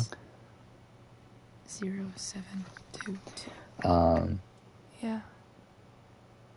Yeah, I mean, like I don't think it would go as well for Bradley as for Spencer on Cagayan. And then I'll. What games I have 100%ed in terms of like did literally everything? Are we talking about like to get the platinum? Because I feel like those are kind of different things. For to where like if we're doing like recent games, because like obviously like when I was a kid I probably did a lot, but like I just don't remember exactly what. But like recently, like Horizon Forbidden West, like platinum, I didn't 100% it technically, but I platinumed it. Spider-Man I 100%ed and platinumed. What I didn't do Last of Us, right? I think I did everything in The Last was except for multiplayer achievements. So that's something. Last of Us 2 I platinumed. And did everything. What else? Obviously the Telltale games, but that's cheating. These fucking Telltale. All the Life is Strange games I've done, which is also mostly cheating, though you actually have to do some things out of your way. Same with Wolf Among Us. I think you do have to do. You have to finish out the encyclopedia or whatever. So that's something. I feel like there's at least one more, but I don't remember. Nice balloon. What else is there? I never did Horizon Zero Dawn. I always wanted to, but I just never bothered to actually do it. Were you just in there? Oh, AC Origins, AC Odyssey, I platinumed for some fucking reason. Rachel's here? But how sad is that? What happened? That I actually took the time to platinum Assassin's Creed Odyssey.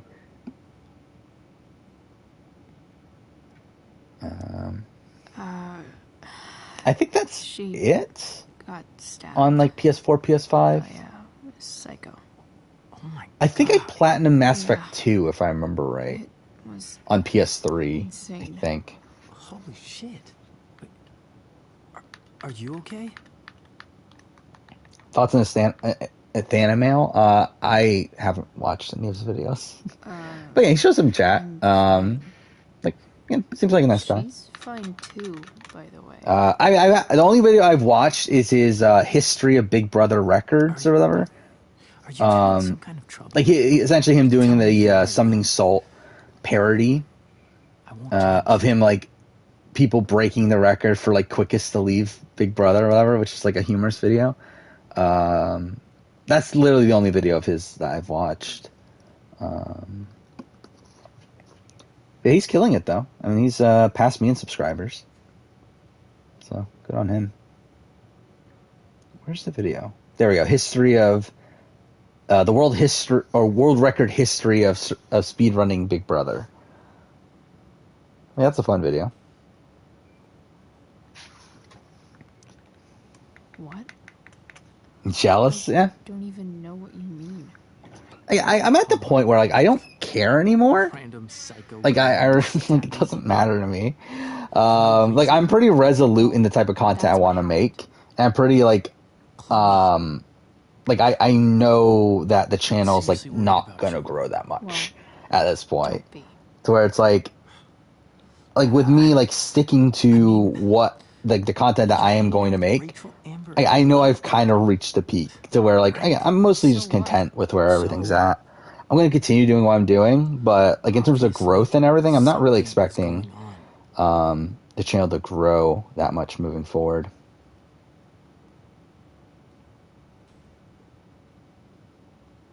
I just realized the fucking player ranking really dropped today. Like, that's really bad. But it's fine. It's really not I had a pretty good convincing day one. stuff. Actually, I had a better day one than my 42 review by quite a bit. Okay. But yeah, it just like That's fair. died Just remember today. when Like, you're today was okay, not a great day view wise.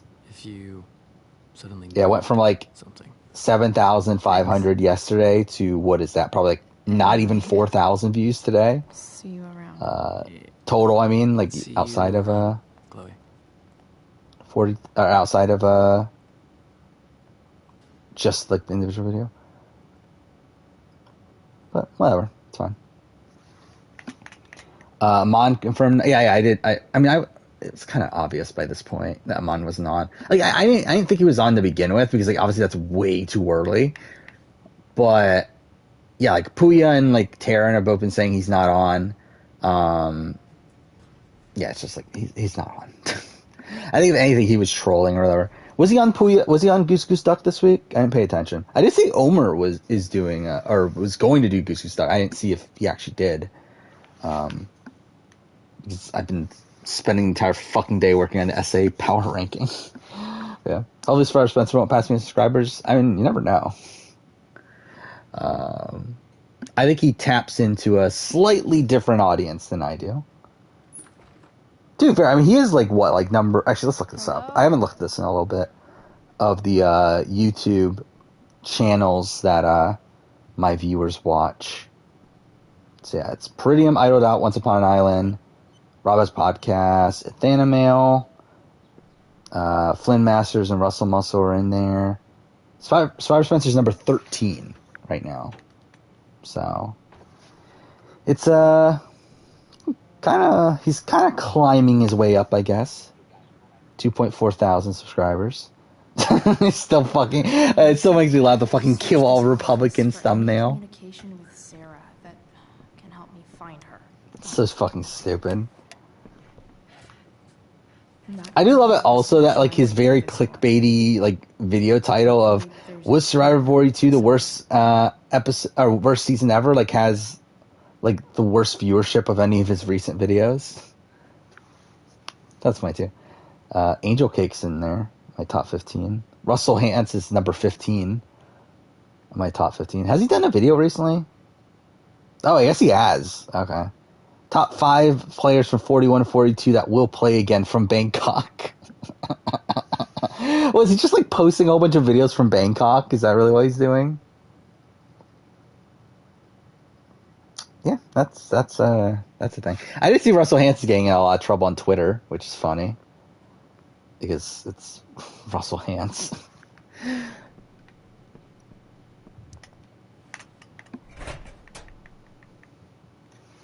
Wouldn't be surprised if he hit 100K. I doubt that much, but I could see him hitting 10. Again, if I'm able to hit 10, I feel like almost any like Survivor channel could hit 10. Actually, I didn't realize Flynn Masters was at 3.6.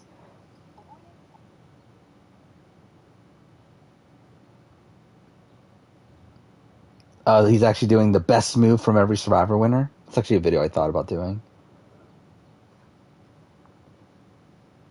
I'll be annoyed if someone does the luckiest moment thing before mine comes out.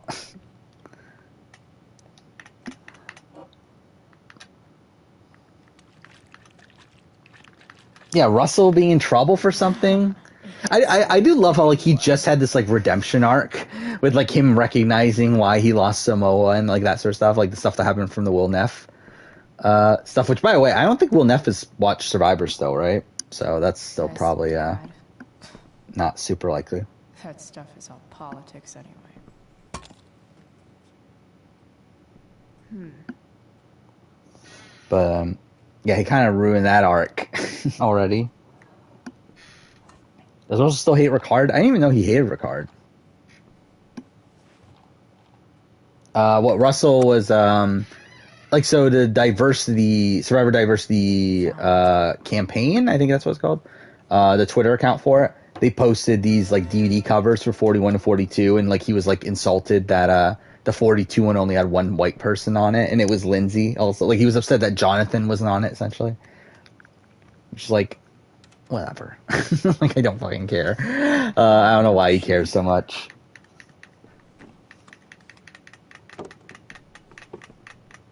Like, I'm trying to remember who was on the cover. It was what, like Marianne, Mike, Lindsay, which, like, I wouldn't have Lindsay on my cover, realistically. But then, like, Omer, Drea, and Hai, I think were the 6. Which is like, I mean, I would probably, like, again, out of the people on there, I would swap out Lindsay, who is the one white person. To be fair, I would probably swap, I mean, I don't know, it's weird to swap her out for, like, Jonathan. Because, like, at that point, it's like, there's only one woman on, oh, no, there's 2, Marianne and Drea. Either way, I mean, like, it still doesn't make it equal men and women. But then, like, if you're getting another woman, it's like, I guess it would have to be Lindsay, right? It's like, you're not going back to, like, Tori to put on the cover. By the way, I do want to do that video also at some point. I want to do that of, like, running through the history of Survivor DVD covers. I think that'll be funny. Like, running through all the covers and then talk about, like, if I agree with the choices that they made on the cover, and then, like, for the ones that don't have that format, talk about who I would have on them. I think that would be fun. This is insane. What were they talking about? Is the girl Damon's talking about Mariah on the cover? That'll be funny. Mariah or Swathi. Swathi was on the cover. I need to see if Damon knows where Sarah is. But how do I get him to... Yeah, I think, like, it's for the most part fine. Like, I think, like, realistically, like, it would make sense to have Jonathan on there, like, as much as, like, the Twitter community hates him, and, like, again, like, there's definitely reason to. It's like, he still played a pretty big impact on the season.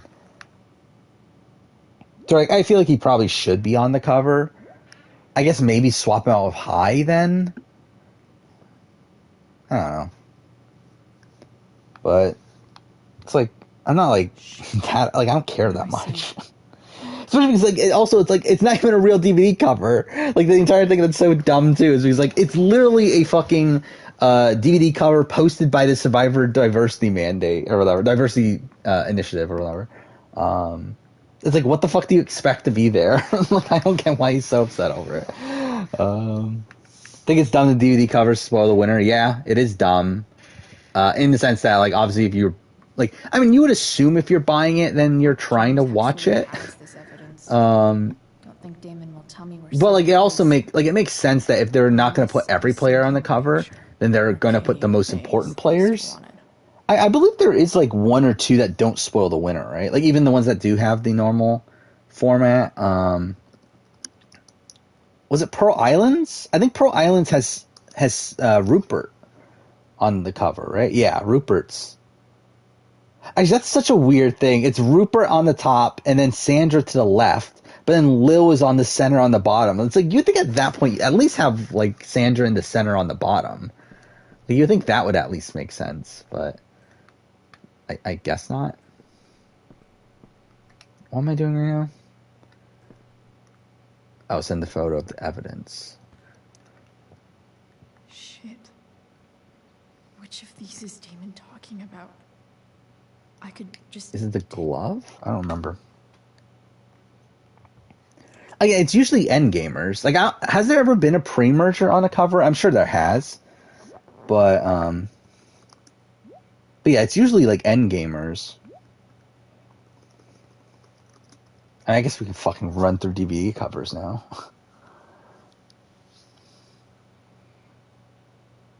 I think they stopped with Edge of Extinction, right? Was the last one, I believe, that they did the normal format for.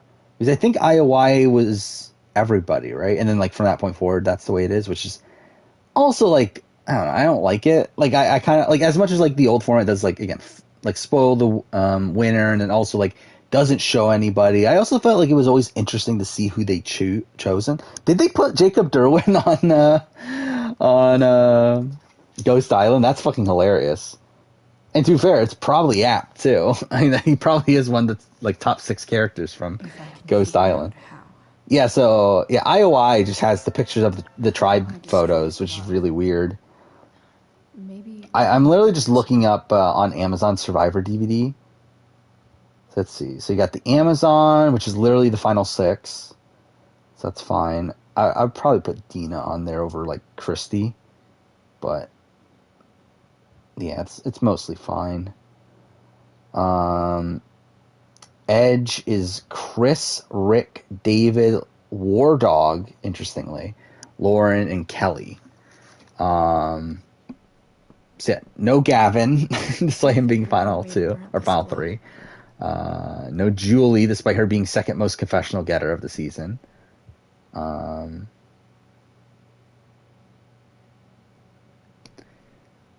Yeah, that's kind of weird. I mean, too, something I do like about it is that it kind of gets you a sense of like what CBS is thinking. Where like I think you can like kind of gauge like, okay, maybe these are people that they're looking at as potential returnees. But again, it does surprise me that they put War Dog on Edge of Extinction. They put Dan. Which Dan are we talking about? Oh yeah, well I guess Dan for IOI. Yeah, I guess they had to, right? Based on like, isn't that a reason to not do it for IOI? Is that you're fucking putting Dan Spilo on the fucking cover? Yeah, he's literally right there. Ugh, whatever. Oof. Better not. Yeah, I did notice that too. Yeah, I did see that like earlier today. Is that Africa had Kim Powers and also had Kelly Goldsmith, which is interesting. Because like Kelly Goldsmith is not that big of a character on the season. Like she's a big character on like 2 episodes, but like the rest of the season, like she's almost invisible. So it is really weird how like they decided that she was like a big enough character to put her on there. Actually, yeah, it's the final 6 except for swapping out T-Bird for Kelly Goldsmith. That's really weird. Like, why was it Kelly Goldsmith they felt obligated to? Is everyone split by like 3 men, 3 women? I guess it is, isn't it? I never actually noticed that they did bother to. Oh no, Edge of Extinction's not. It's 4-2. They should put Julia on the cover. I feel like instead of War Dog. Actually, why is David Wright? The more I think about it, why is David Wright even on the cover? Like, I love David Wright, but he was like what 10th place. And too for Lauren, I guess is 9th, but still, it's like or not Lauren, Wentworth.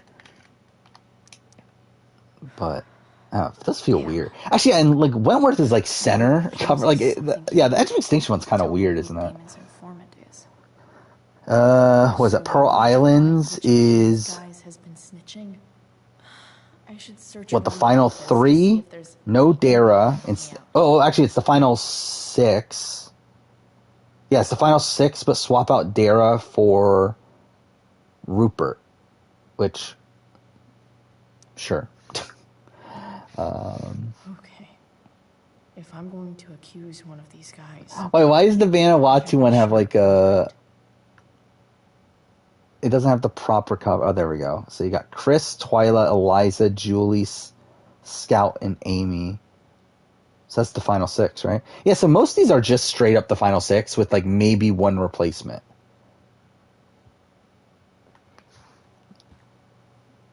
Everyone from EOE is on starting Monotribe? Yeah, it is, isn't it? Yeah, were they just like, fuck you, comma? I didn't actually realize that is actually really funny. It's literally like 6 of the 9. Yeah, so it's literally like everyone that was in the majority at the first vote of Mana, or whatever the fuck their name was, on Edge of Extinction. That's really weird because like it's excluding Reem, Keith, and Wendy, who are the 3 people on the outs. So it's like literally everyone else. Fuck, what am I looking for now? Oh, okay. I think it's back to this, right? Let's blame Sheldon. It's definitely Sheldon.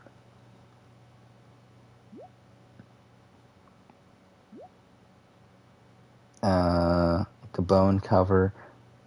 I'll get to it. I'm just scrolling through the search results. So you got Micronesia, which is... What the fuck is this? That's really weird. So you have the final 3. You have the final 5. Take out Natalie Bolton. And then add... Like, essentially, final 6, take out Natalie Bolton and Alexis, and then put in Penner and Ozzy. Which, like, Ozzy, I like, makes sense. But, like, why the fuck is Penner there? Like, I mean, I fucking love Penner. And he is, like, a really great character in the pre-merge, but why the fuck is Penner there? By the way, I guess that answers if there's any pre-merge boots. Yeah, what a weird choice. They put Penner on the cover of Micronesia. Winners at War has everybody, which is weird. Yeah, just weird. Palau. Why is Bobby John on the center? That's really weird too. Palau's the final four, and then add in Steph and Bobby John. So I guess that makes sense. But it's like weird that Bobby John's like front and center. Here's hoping James already has Damon's money. Samoa is. Where would it be? Samoa doesn't even have Mick on it. That's funny. No Brett either.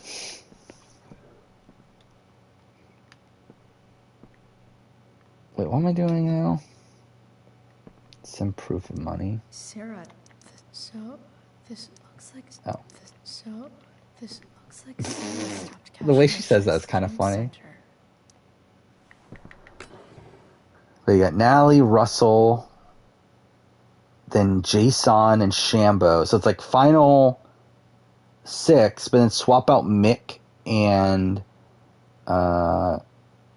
Brett for Laura Morat, which again makes sense because like usually with returnees, if they knew that people were going to return, they put them on there. So I think that's why Laura Morat's there, and also Russell Swan, which makes sense.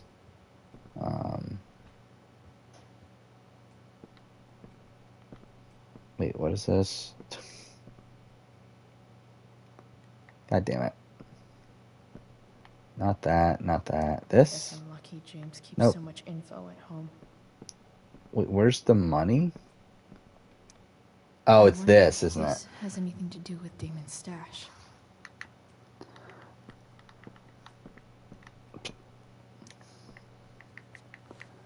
I think Mike Gabler has a good chance to be front cover on the 43. Technically everyone's going to be, right? Because they put everyone on the cover nowadays.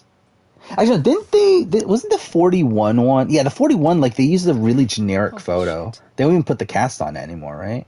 It's like, that's really disappointing. So probably, like, it's just going to be Jeff. Yeah, like, the 41 DVD cover is Jeff holding a torch with, like, a really fake background and everything. So that's kind of disappointing.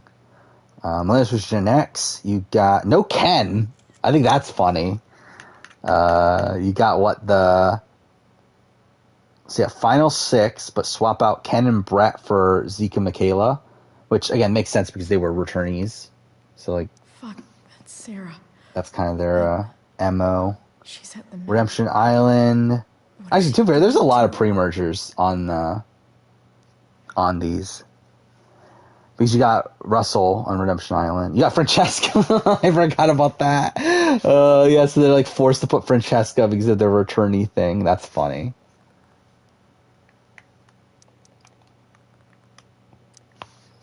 But yeah, it's it's literally the first 3 boots are on the cover. You got Francesca, Matt, and Russell.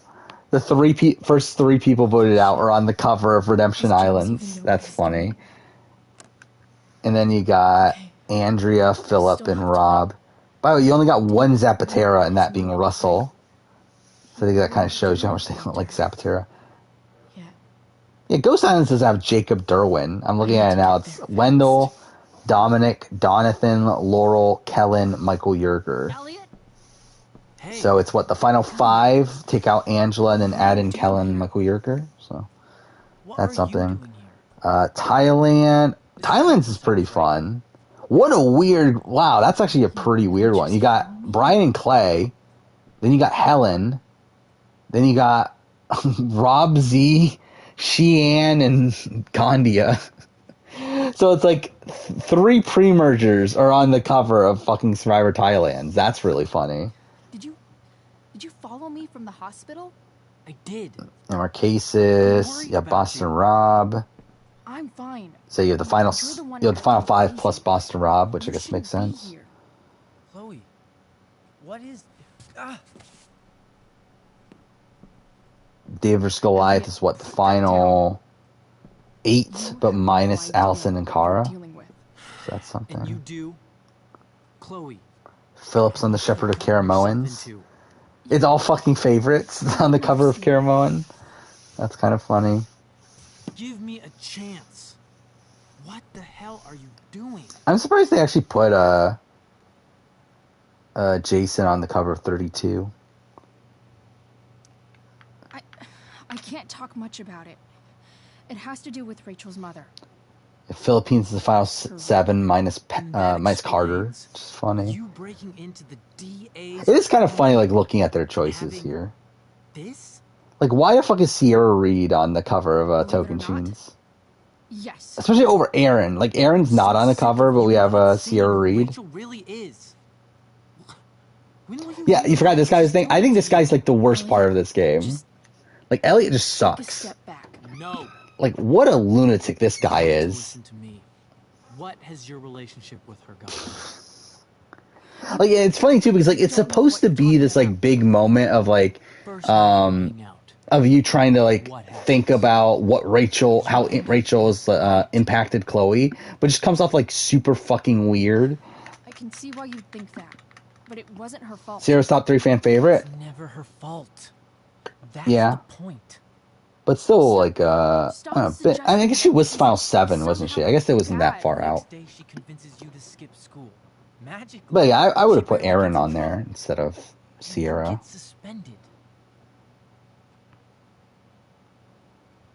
Kagians makes sense. It's the returnees plus Tony. Well, I guess actually it is just straight up the returnees, isn't it?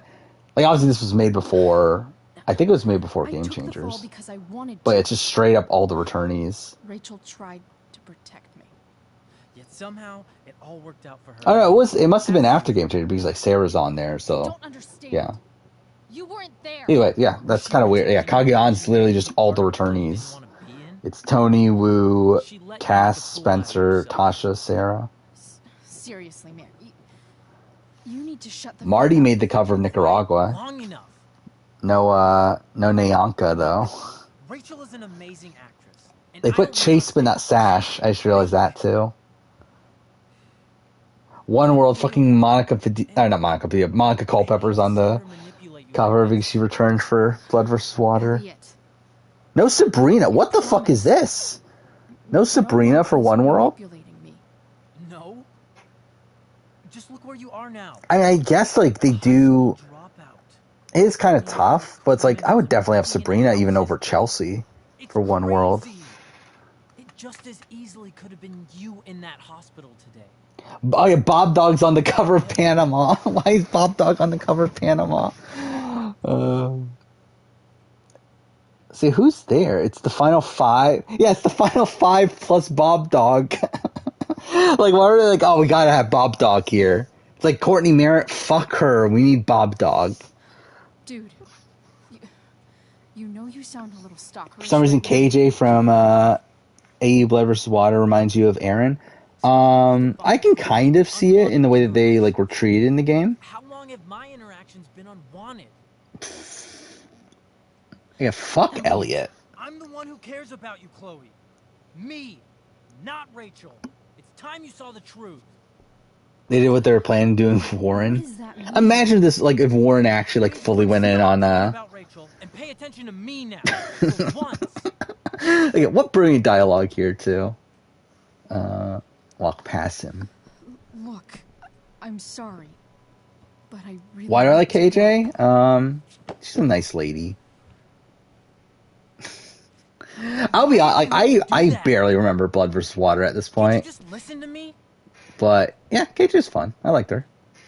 I like that she at least tried to play the game. Elliot, please. Top 3 favorite players from 41 to 42. Like, favorite? Probably, like, what? Like, Marianne? Omer? Maybe? Elliot's gone full-blown crazy. I'm trying to think of 41. Like, I don't know if anyone on 41, like, I, like, really like, necessarily. Like, I don't think there's anyone on 41 that I'm like, that's, like, like a top tier character of all time or whatever. Especially if people that make it deep into the game. We're not leaving until you see that I'm right. Like probably Ricard would be up there if like he didn't have a massive fucking ego outside the show.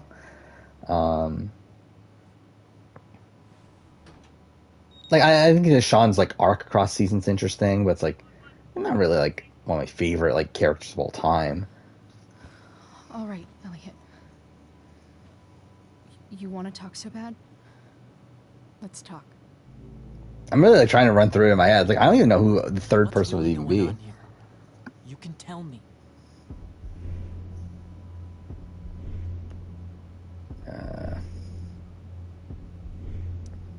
You mean here? Specifically? It's so fucking dumb, like the Amber House. Like there's only one fucking person named Amber. I'm talking about your situation. Rachel is dangerous. You need to realize What do you think of Wendy from Edge of Extinction? She's fine. She's not a good player, but she's a fun character. You're right, Elliot. Danny, I mean, I like Danny, but he's not the most riveting TV. My life is in danger. And really, I think that kind of sums up a lot of 41, where like 41 is like a cast of people that like I like pretty much like I like most of the cast. Like I don't think like is there a dud on 41? I'm trying to remember now. There probably is like I mean, Abraham is probably like a dud. What's going on? But yeah, like I like most of that cast. Nothing. What are you? It's that like I don't know if any of them like pop off as like all-time great characters necessarily. Can't you see? I just want to help you. But I think it's like in comparison to 41, 42, I think 41 is the better cast like gameplay wise. Like I think they're the ones that like were playing the game a lot more aggressively. You idiot. What the fuck? Better player JP or Wendy? Probably. I mean, which JP are we talking about? We're talking about JP Cook Islands or JP HHH? If we're talking about Cook Islands, then probably Wendy Edge of Extinction. If we're talking about here's our HHH, then I guess HHH JP. Favorite characters pre-All-Stars? Probably a lot. I mean, to be honest, like probably Boston Rob is probably one of them. Yeah, like Sean Rector's great, Kathy. Then Lex is an interesting character in Africa. Let's see, I'm kind of like trying to run through season by season. No one on like Australian Epic like really clicks with me. You got Rich and Rudy, we're fun. Sue's a good character. Greg is a lot of fun. Clay Jordan, kind of. Rob Zabatnik. Sheehan, I like on the rewatch. Because Rachel got angry at her dad. Who else is there? Rob Ciccinino. To her all her life. Rupert. Johnny Fairplay. Sandra. That's what was the most entertaining on Marquesas, probably. I mean, yes, the only season where like he knows he's on the bottom the entire time, so he's like really fighting to stay. I think that's fun TV. Hey, Dad. Yeah. Better character, Tori or Sydney? Probably Sydney. I don't know. I guess they're around the same ballpark. Telling me that ashtray I made for Mom wasn't a piece of crap. I mean, like. I think Tori is probably all around the better player, I think. Or at least has the more potential to be a better player than Sydney. But yeah, like if we're just going like all out character, I think it's I think realistically it's probably Sydney. Because like I think with Tori, it's like I think some of that stuff was like played up for the show. Well, I think with Sydney, like that's actually Sydney, like that's actually her actual personality. Would you love me less? Yeah, I'd probably lean Sydney.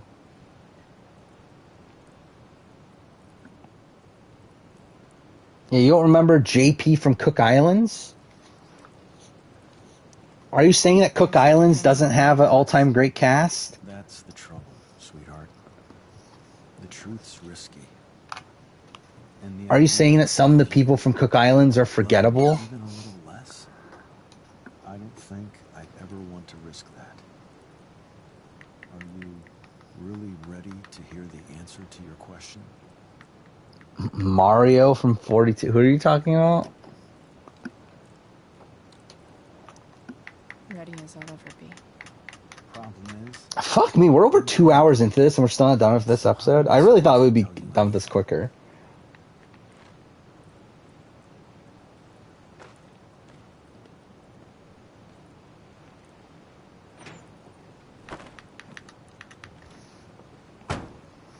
I remember from JP and Cook Islands that he was a dick to Billy. Yeah, pretty much. That's pretty much it. That, and then he was a dick to Raro, to where they were like, "Fuck it, let's just vote him out." I'll always be the perfect dad. How many people Was Benry worth a spot in Game Changers? He took out the King of Espada. I mean, I think for me, he's more memorable for voting out the what was it, #1 grade A dirt squirrel. My ride, my tunes. I think that's his bigger accomplishment. He's a true game changer for taking out Alina.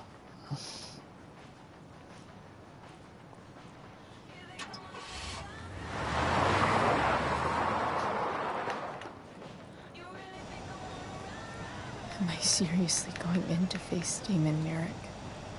All for Rachel. That's not who I thought you were talking about when you were saying Mario. I'm glad you're here. Was Maria.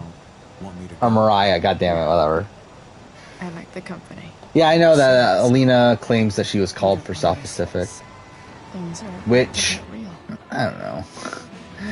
Like, maybe, like, preliminary talks, but, like, I don't know why the fuck they would want Alina on South Pacific.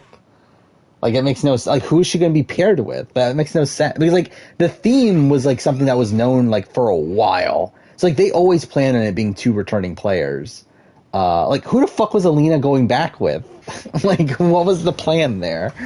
Like, why is Alina someone that needs to come back from Nicaragua? I don't believe that she was, like, ever that close to being on it, but I guess supposedly she got the call. Alright, now for one of the dumbest scenes in the history of gaming. Shit. Yeah, I've always really liked Nicaragua as a train wreck season. Where I talked about this before, where, like, again, talk about Gabon as train wreck season. Like, for me, Nicaragua has been my, like, Gabon, pretty much. To where, like, that's the season that I, like, have a lot of fun with as a train wreck season. Like, I do think the end stretch is, like, not great after the double quit. As it really just, like, saps all the steam from the season, but yeah, I do still think that's probably my, like, favorite of, like, that style of train wrecky season. Help, Frank. But first, I've got to... Yeah, Shane was in consideration for South Pacific, supposedly. Because, well, I think it was supposed to be like Philip and Shane, right? I think. And then Philip turned it down, so they got Coach, and then, like, they dropped Shane for Ozzy. Where the hell is Sarah? My favorite character in Nicaragua? Probably Marty. Where's the homicidal... I've always really liked Marty. Neonka I like as well as a character. A knife. Who else is there? I mean, Benry has, like, these, like, fun small moments, obviously.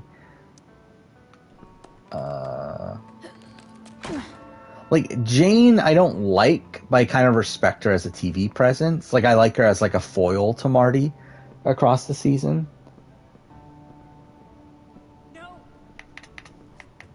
And then, who else is there? I mean, like, Tyrone is a smaller character I always liked. Jimmy T, I always liked.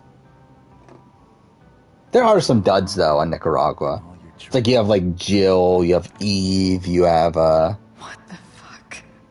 I mean, Wendy, I guess, kind of like plays her role as a first boot, but you have some forgettable. Kelly Bruno, there's some like forgettable figures.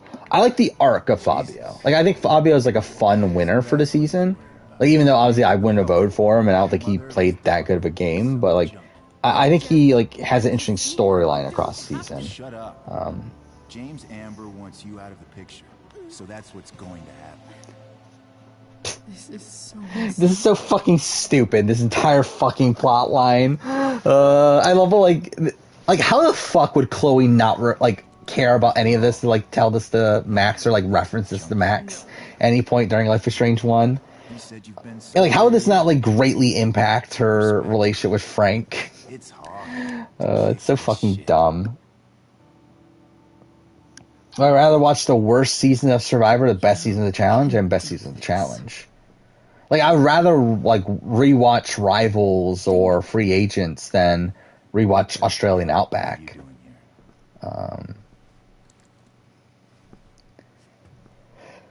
I think if you were to ask me, like, would I rather rewatch the worst season of Survivor or like the best episode or best season of, maybe like the Circle. Actually, I don't know. Even the Circle, I think I would still. Now, what is a show that like the best season of that show is still worse than the worst season of Survivor? I don't know if there is one, to be honest. But I do think the worst season of Survivor is better than the worst season of most other shows.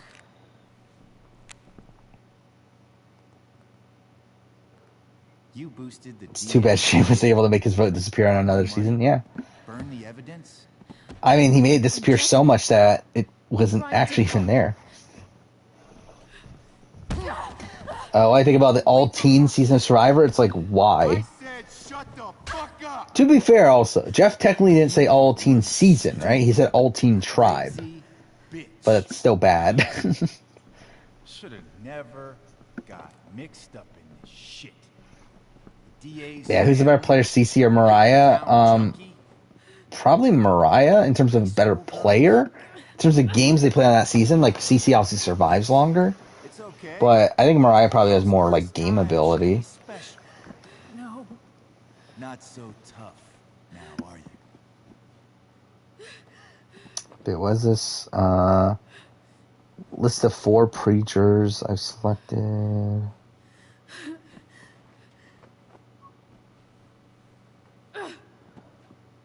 Oh, so it's like which preachers I want to play again? Is that what this is?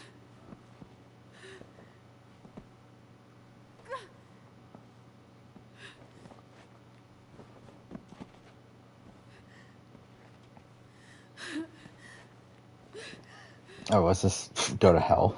Go to hell. Is Survivor still my favorite season of the challenge? Yes. But yeah, it's pretty close with Free Agents. Again, and I'll kill you. Is that so? Try me. So, do you pick only, like, do you pick one season? Or do you pick one of the 4 you would want to see play again? No. Go to your fucking happy place. Run. Like, we're talking about, like, what season where I like the see the people return? It's, Now, what do I do with Damon?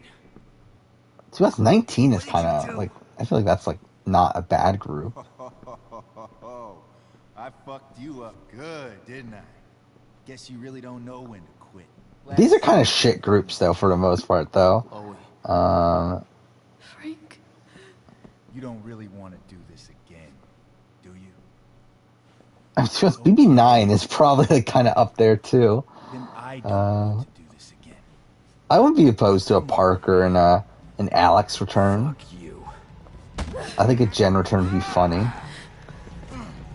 Sarah. Rachel. Your daughter. Shane. Is Varn scooping my favorite characters on Australian Outback? To be honest, probably. Which is like what kind of makes it like hard to really prop it up.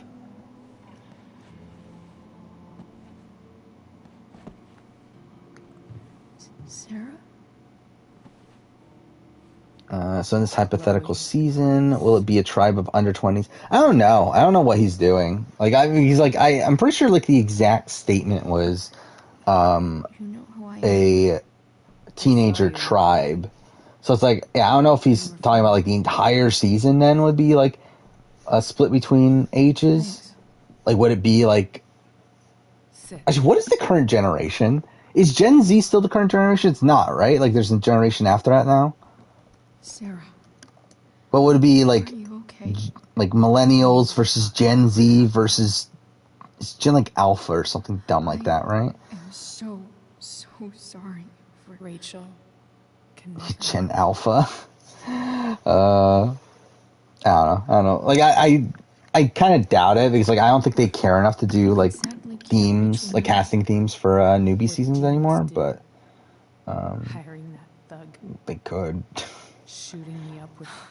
He's a piece of shit. Jacob Hurd return. I think I'm good. Like the 4 players that were listed there were Jen, Parker, Alex, Amanda, and I feel like that's a grouping that like I wouldn't be opposed to any of them returning.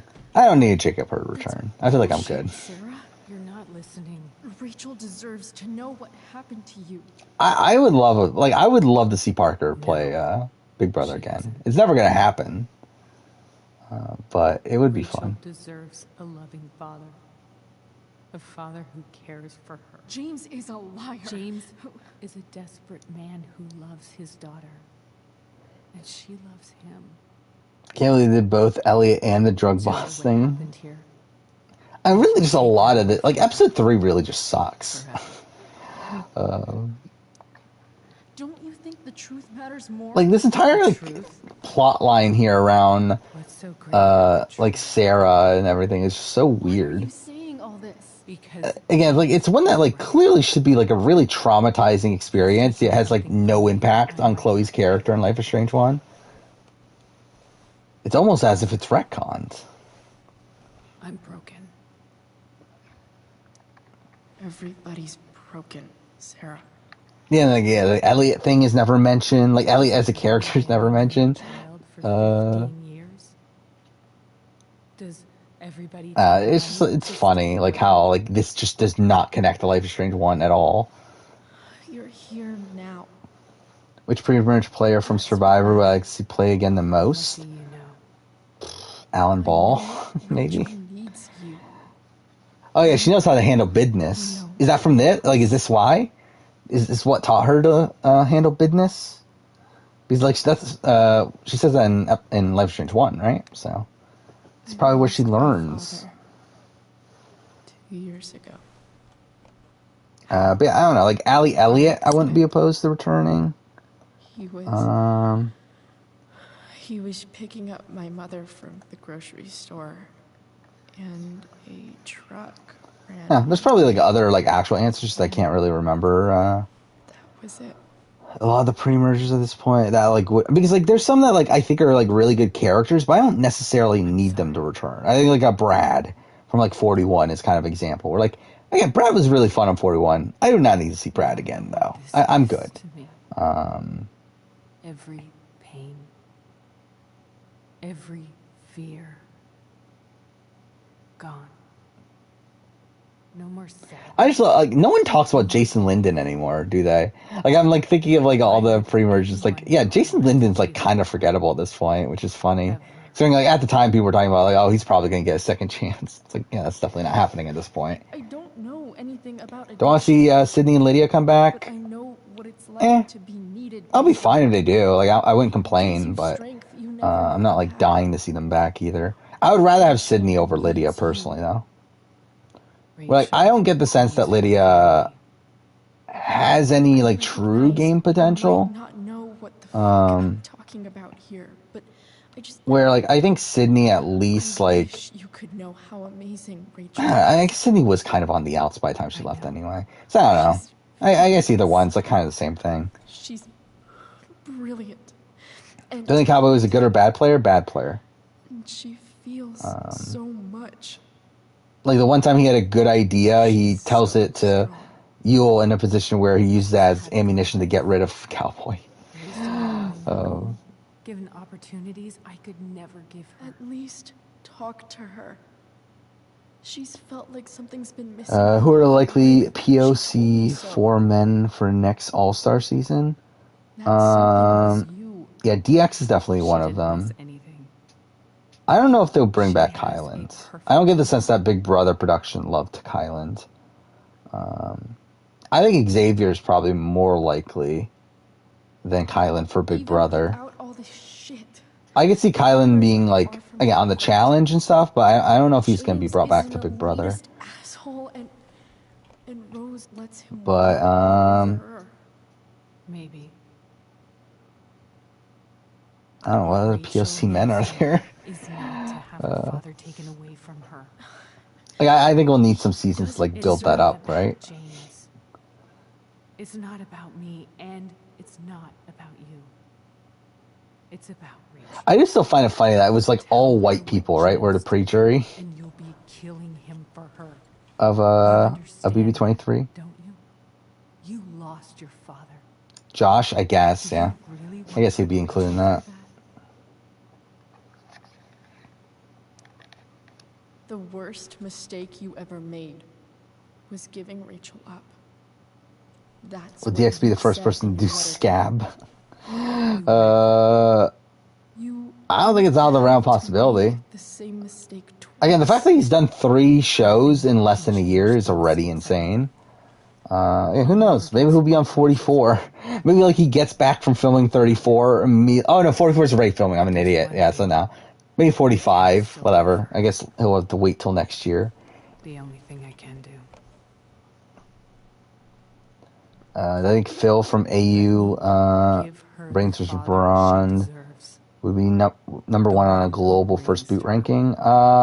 Maybe. Could be. I mean, like, at the end of the day, like, they weren't that well positioned, really.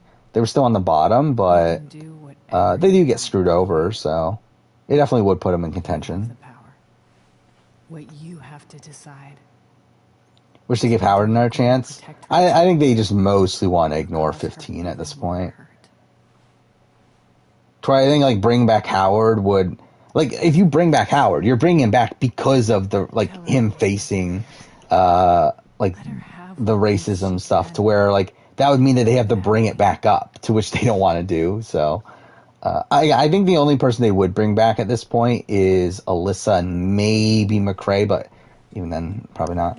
But I think, like, they would only try to bring back people that were, like, very disassociated from all the racism. I'll take care of her, you know. Again, the fact that Alyssa was on BB22, I think already tells you that probably not coming back either. Sheamus is better than Phil? I mean, like, Sheamus is, like, technically, yeah. But, like, he's a first boot due to his own actions. While Phil, like, very much gets screwed over in how the George advantage causes their boot.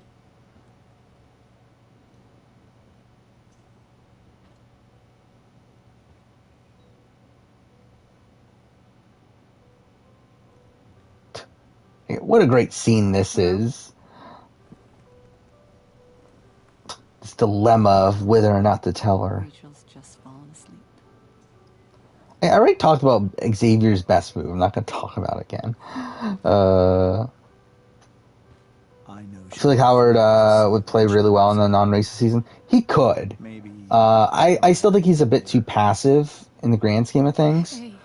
To where, like, I think if he's not put into that initial majority alliance, he's probably just going to be, like, a guy picked off along the way. But, I mean, like, he was, like, obviously put into the moving company. Had a strong relationship with Spencer. Yeah, it was, like, decently positioned early on. But, yeah, it's like once he's on the bottom, he doesn't really do anything to, like, get himself out of the bottom. But again, there's some potential there.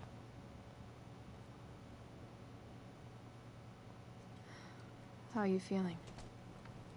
Like I got I can't believe this episode took me like 2.5 hours to finish. I really thought this would take us like an hour, 45 or something. in order. Fuck yeah. Sad Seamus was the first boot. I'll be honest, like I barely remember Seamus at this point. Like I remember like what happened to him and everything. I couldn't tell you a single thing about like a confessional he did or whatever. Even though he got a lot, right? I believe he got like 11 confessionals or something in the premiere. How did everything go? Which is like quite a bit. But like when I saw the image of Seamus, like couldn't even tell you who. Like if I didn't know it was Seamus, couldn't tell you who it was. They got 11 confessionals. Actually, what the fuck? 3 people got 11 confessionals in the premiere of SA Philippines. Fucking Ace, Seamus, and Tevin, all pre-merge boots too. That was a very confessional heavy premiere, wasn't it? Because it's not even that like confessional heavy of a season. I mean, I guess it kind of is. There's 3 people nearing 80 confessionals. That's pretty good, actually.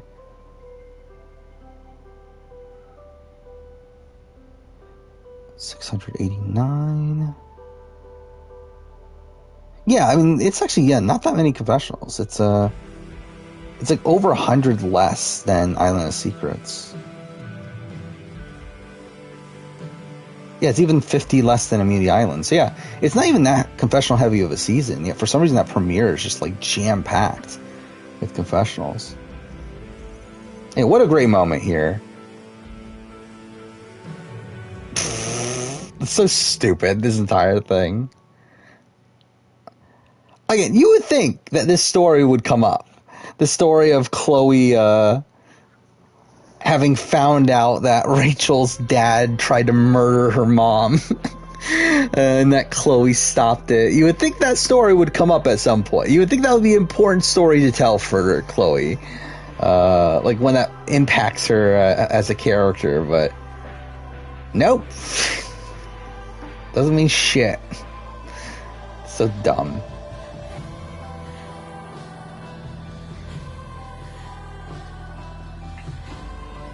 Yeah, hard to make decisions mean something when it's a prequel. Yeah, that's why you don't do it.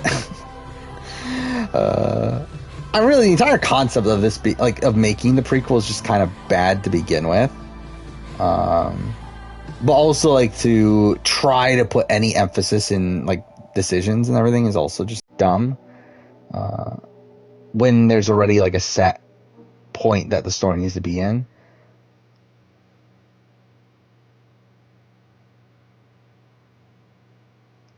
Yeah, Rachel's dad should have definitely killed Chloe. But that'd be fun. Like, imagine that being the ending of this game is, turns out none of this is canon anyway, because it's like this fake reality where fucking Rachel's dad kills Chloe. I think that would be a funny ending to the game.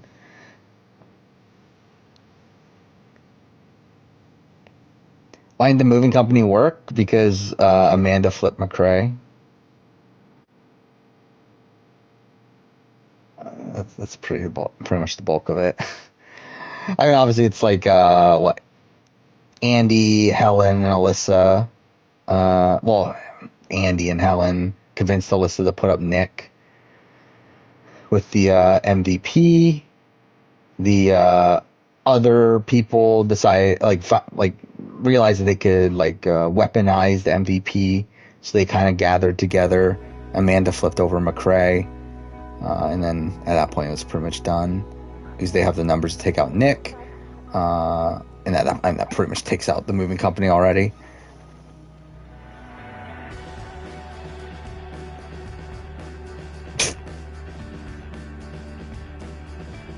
It's so dumb too. This entire thing ends on a happy note. When it's they're she dies, right? And they have that little scene at the very end to refer to it, but it's so fucking weird. I don't get what the fuck they were thinking when making this game. Wonder if the circle will ever be bought by a Australian film company. Probably not. I think the circle's starting to peter out. I don't know how much longer the circle has. Tori, I would not be surprised if it like has a couple more seasons and then it's just gone forever. Like kind of becomes this, like forgotten about reality show.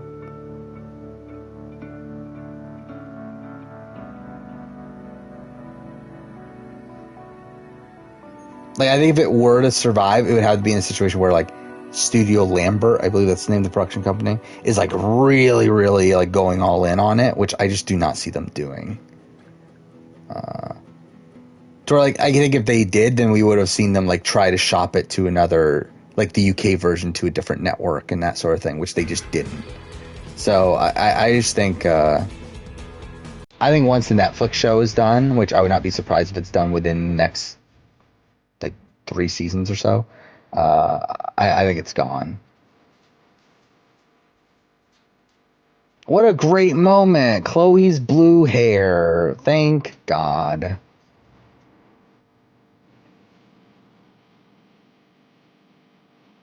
That's another thing. Yeah. Where the fuck did Sarah go? Like she's like disappeared. She doesn't give a shit about Rachel.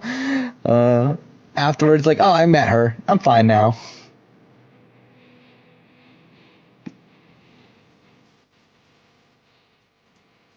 Actually, wouldn't it have been better if they just killed Rachel's mom? Like, wouldn't that have made more sense? Like, wouldn't that like at least explain why she's not there? Why is this even emphasized on? Like her having like a dragon tattoo. Was that ever even a thing in Life Strange 1? Well, I know it probably was, but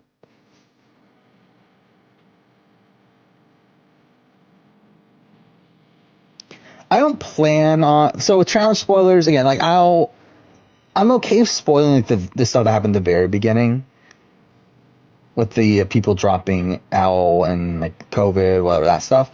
I'm not gonna mention like actual spoilers beyond that. I might talk about like my reaction, my general reaction in terms of like what I think about those things, but I'm not gonna like mention names or anything like that. I don't think. Okay, we're done with this shit. Let's fucking get to Farewell. Was boring team on All Stars 2? I couldn't even tell you the cast of All Stars 2 right now. I'm probably like what, Carolyn and other person. What was the other girl's name?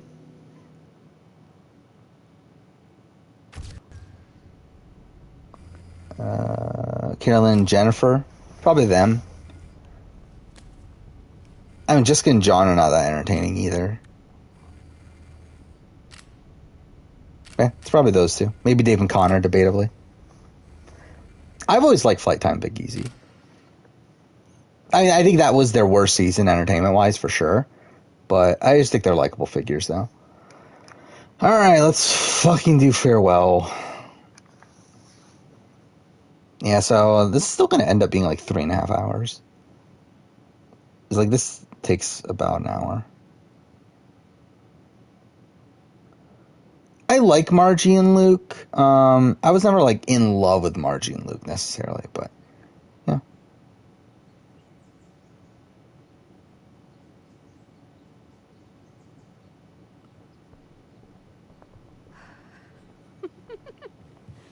Ready? I guess.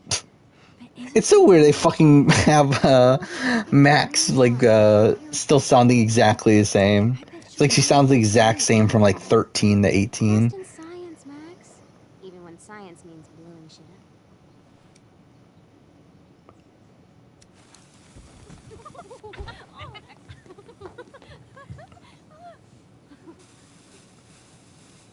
Are Elizabeth and Jack the most random Survivor couple? Yes, they are. It's really like there's no like actually they never worked together, right? They were never even on a tribe together. Yeah, they were never on a tribe together, right? So yeah, it's like the fact that they like started hooking up at Ponderosa is just kind of random too. Tell me that wasn't the coolest thing you've ever seen. An alternate universe, instead of making sequels, they made spin-offs to make a Jefferson prequel. That'd be funny.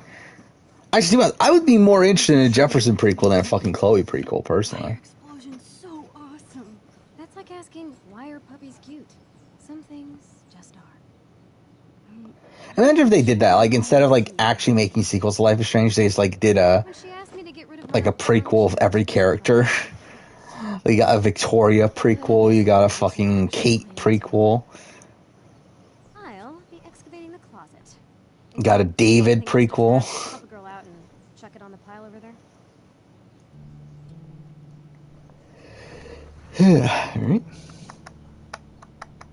Yeah, is Flo hated nowadays? I feel like Flo's like kind of looked at as a fun character. It feels like I've spent half my life hanging out in this room. Joyce yeah, gotta love that Joyce prequel. I can't believe those days are all over now. Again, this makes no sense either. I remember the first time I played this, I was like, oh, this is fucking cool.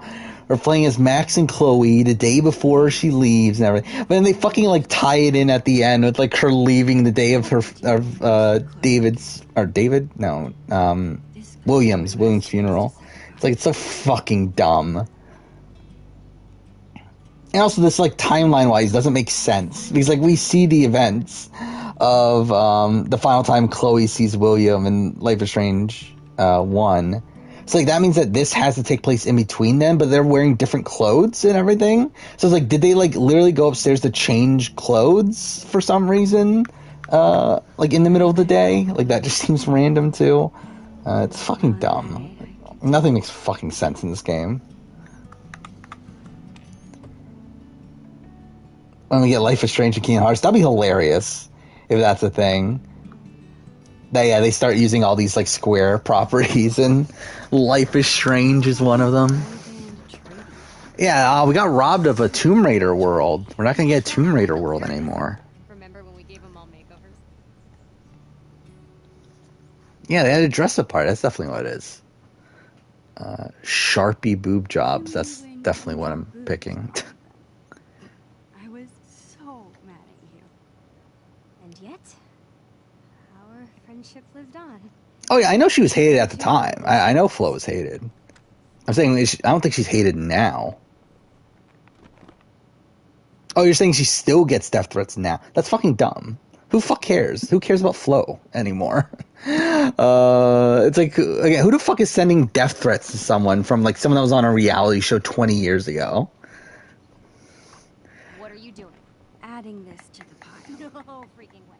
Just because I beat your ass every time we play doesn't make it trash. Like, just imagine if like Jerry Manthe is still getting like death threats in the modern day. Last time we played, I wiped the floor with you. Poor Max. Losing your memory at such a young age. Guess we'll have to play again soon and find out.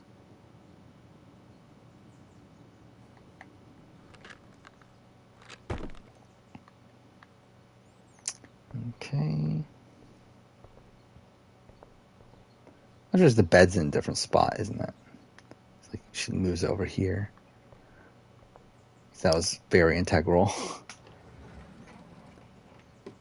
They're like, oh, it wouldn't be realistic if Chloe had the bed in the same spot. What about this half-eaten jawbreaker? It's a serious biohazard. You promised me we'd finish it together no matter how long it took. Oh, you can fucking like choose to keep everything too, right? You're right. Yes! Man, how fucking disgusting is that, though? Like, really, that's fucking disgusting. I can go tell Chloe I'm done arguing about trash with her. How'd the guys that miraculously won? I don't know. Like, I don't know the inner details of Amazing Race. I don't care about Amazing Race that much to know the ins and outs of things. Hey, what's your dad's camera doing in here? Dad said I could bring it up here for you to use. He's tired of watching you drool all over yourself every time he uses it. Your dad is the best. Sure. Just don't ever tell him that. We need to keep him on his toes.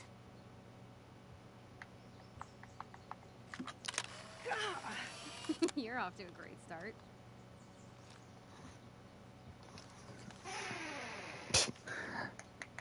Actually, Yeah, Josh and Brad. kinda cool. Or the what were they even? They were like goat herders or something dumb like that, right? Or goat farmers. I mean, but like, wasn't he also like? Wasn't one of them also like had like an actual professional job and everything? Like, weren't they also on like another reality show beforehand? Or like they had their own show, right? They had their own like reality show about their farm or something. Throw my beloved childhood friend into the trash? I don't think that deserves an answer. Sorry, chum. That's better. It's so like, again, this is such a weird DLC.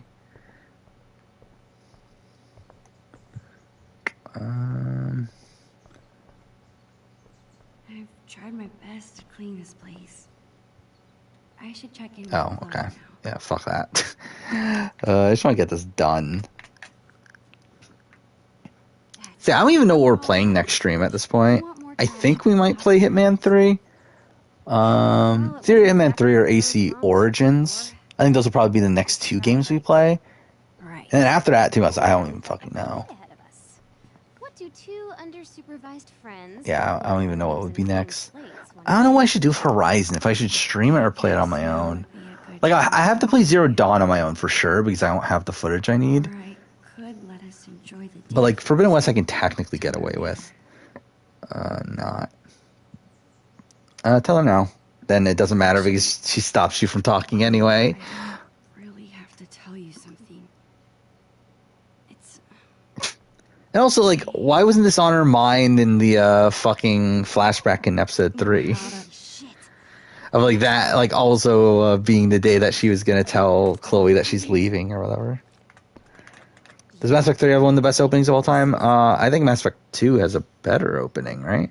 At least narratively. But yeah, Mass Effect 3 is good too. Looks like it came out of our pirate phase. Your powers of deduction are as strong as ever. This tape. I'm trying to think, what is the best opening of all time? I feel like there is like a really easy answer, but I'm just like not remembering. So we were 8 years old? That's crazy. I can't even imagine what we Oh, Bioshock is really good.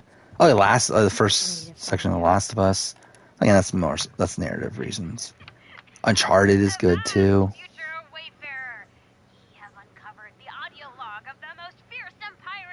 I'm looking at a top 20 list. FF7? What is FF7's re- Oh, yeah, okay. Yeah. Ghost of Tsushima's on here, which is like, it's good. I don't know if it's that good. Actually, Spider-Man is also on here. Oh, God of War 3's is really good too. That's a good opening.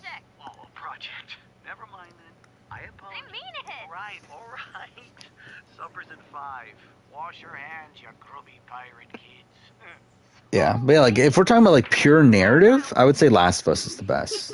But if we're talking about gameplay wise, then obviously no, because it's literally just you walking around as Sarah for like 10 seconds, and then you just like looking around the back of the car, and then you running into people while running through streets as Joel. It's like it's not fun there, but narratively it's good.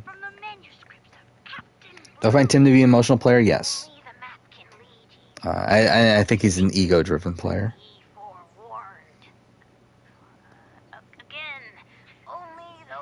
Is this every Sony exclusive? I'm pretty much. The amulet. I'm pretty much every.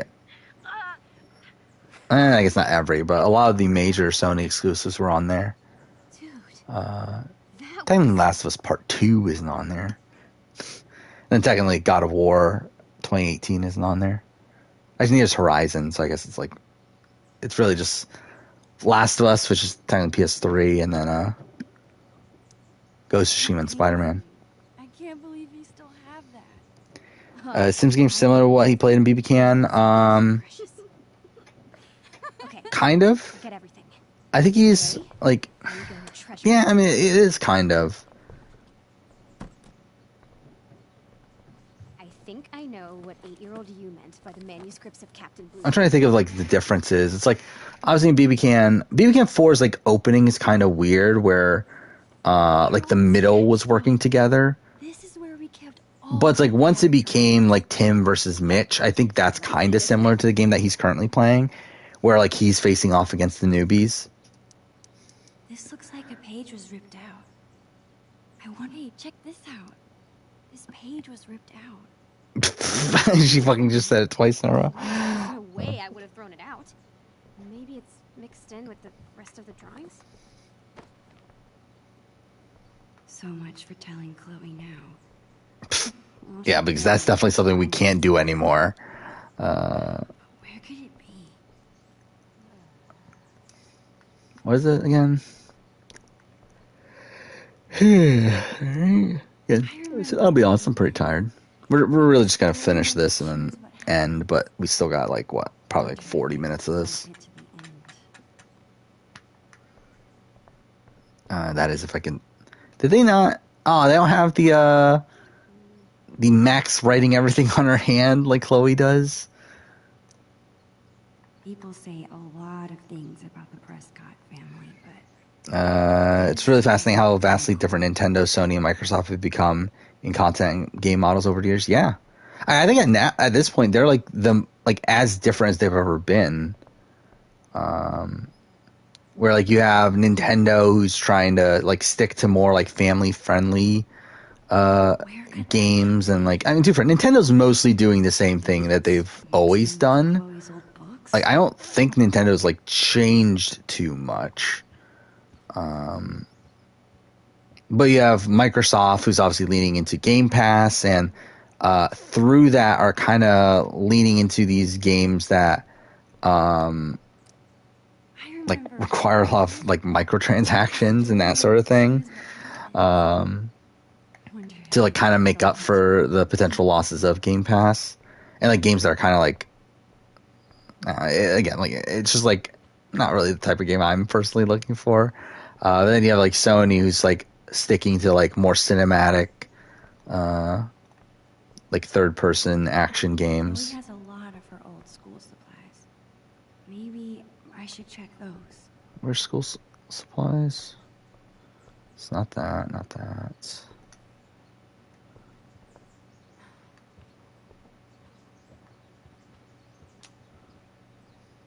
You can lie down again? I'm not gonna bother. Wait, where are her supplies then? Is it in the backpack? People say a lot of things about the Prescott family. Yeah, they really do have like radically different audiences at this point, which is interesting. Like obviously, I fall into more of the Sony side thing. Like I'm not even like obviously like there's like the fanboys of like Sony and Microsoft and Nintendo, and it's like I'm not. It's just that like Sony is making what I want. Like a page was ripped out. Where it's like, yeah, like I don't give a shit about like PlayStation as a company or whatever, but yeah, they're just like making games that I want to play. Any luck? Oh, I should talk to her? Nothing yet. Oh, or not. Chloe and I were doing a lot of drawing in Miss Shelley's class. What am I missing? Like, what is there to look at? The map is mixed in with her school supplies from that year. Yeah, I know. Well, where? I still can't look at that. There's nothing there.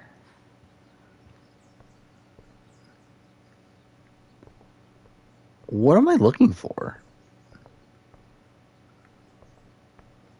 Oh, there? Maybe? Oh, okay. This was the first class Chloe and I had together. Oh, thank you, Incredibeast, for 6 months.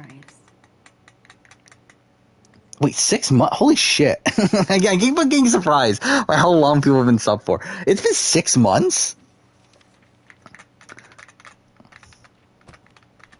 How long Sword Quill been then?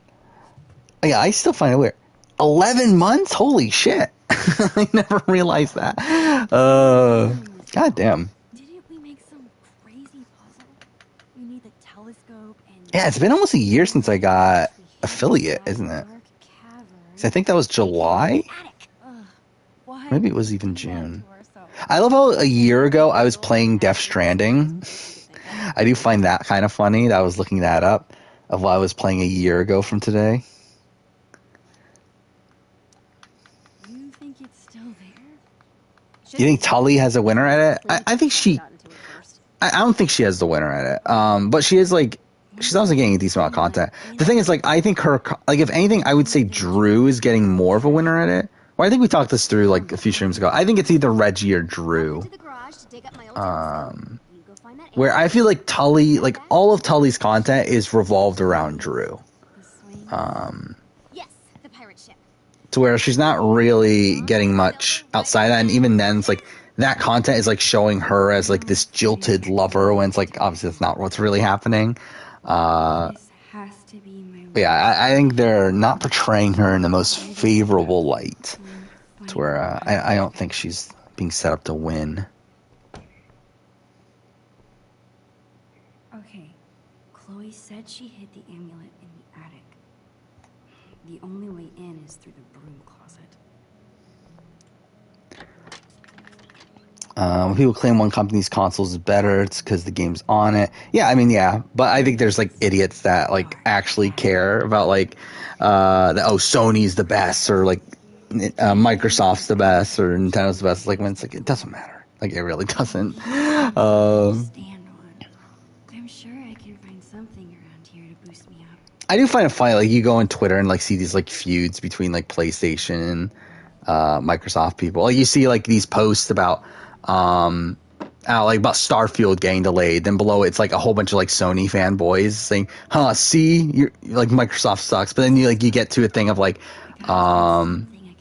Horizon New Game Plus was added, and underneath is, like, Microsoft people saying like shit about Horizon. Like, that's pretty much, like, all of Twitter at this point. When it comes to, like, video game posts, is Microsoft and Sony fanboys complaining about the other's games.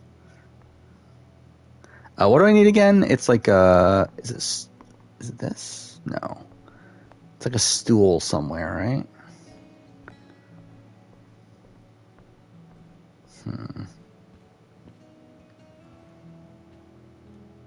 There it is. Do I think Sony makes better games than movies? I mean, what movies does Sony even make? But yes. I haven't watched Uncharted, but, like, I mean, like, obviously I'm like, what, like, movies do Sony make outside that? Obviously, like, not within PlayStation Studios. But I mean, I would assume yes, considering I'm pretty sure PlayStation is what they make the most money off of now, right? Like, that's their most profitable department.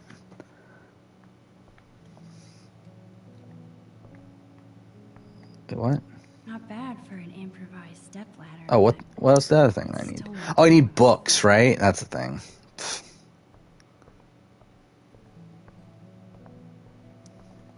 God damn it! Didn't mean to do that. Do I think do I think Jeff has Marianne super high on winner ranking? Maybe. I think he really likes Marianne. I don't know if it's to the point where he would, like, exaggerate her game necessarily. But yeah, I think he very clearly likes Marianne. I've seen some people say that he likes Marianne more than Cochran. I don't think that's the case. I do think he still likes Cochran more. But yeah, I would say Marianne is in terms of winners he likes, I think is definitely up there. But I don't know if he would, like, quite quantify it to her playing one of the best games necessarily.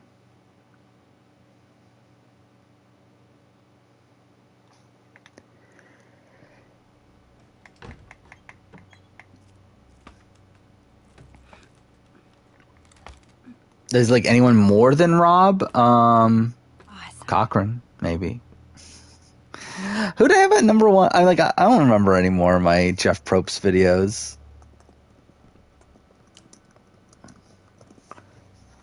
Man, there is a ton of stuff. Who did I have at number one at the time? Being an ad. God damn it. I hate that YouTube does that. That was, like, 2 ads now in a row instead of, like, instead of 1. Which, to be fair, is better for revenue, but annoying if you want to get to something quickly. So I did have Parvati 1, Rob 2, Cochran 3, Ben 4. Yeah, I mean, I would probably... I think, like, Rob and Parvati are, like... I think they're kind of close in his eyes. And I think Cochran's like, I think you could debate he likes Cochran more. Like I think Rob is one that I think like his peak like love of Rob was Redemption Island time. I think at this point it's like he's probably like just like, yeah, I really like Rob, but like I feel like he's kind of removed from it a bit to where like I don't know if he's like number one his like favorite player anymore. Do I think Tim is a bad player? No, but I think he's one that has like a lot of fatal flaws.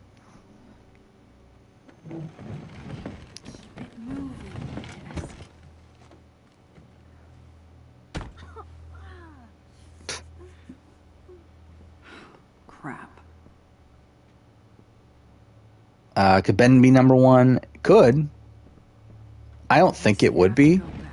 Because again, like every time. Oh wait, fuck! I forgot. This is like a puzzle, isn't it?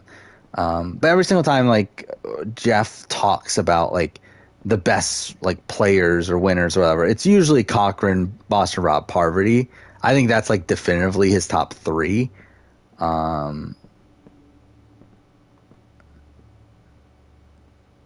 then again, he did say Ben should be in the Hall of Fame, right? Or not the Mount Rushmore, I mean, which would be funny.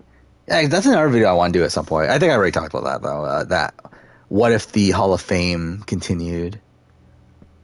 I think that would be a fun concept to see who would be in there by this point. So I think Ben would be eligible this year, right? If it was happening, to where like Ben would probably get in. Probably. Is Chris Noble? I mean, not Chris Noble. Chris Underwood getting in Hall of Fame. I think that'll be funny. Like the year that he's eligible. He showed that you can win the game after being voted out. I've got to get through, which means this desk. How hyped am I for Hunger Games sequel or prequel? So hyped that I didn't know it was happening. So that's something. I really like the depth from here. What am I doing? So that's where I'm trying to go, right? I remember this. But I don't know. I really like the first two Hunger Game movies. I never read the books, but I really like the first two films. The other two are kind of shit. But I really love the first two. I thought about doing like some sort of like review or retrospective on it. Probably won't though, but still.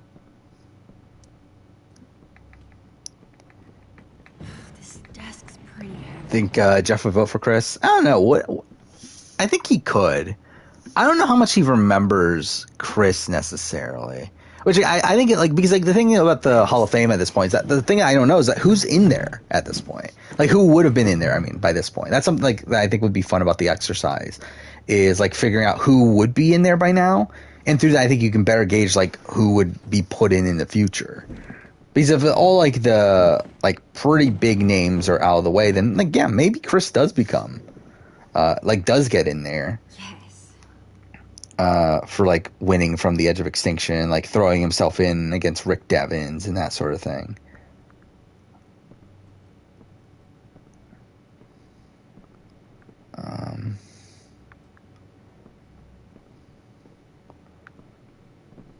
Wait, what am I doing now? Or am I supposed to go through here? Oh, I am. Okay.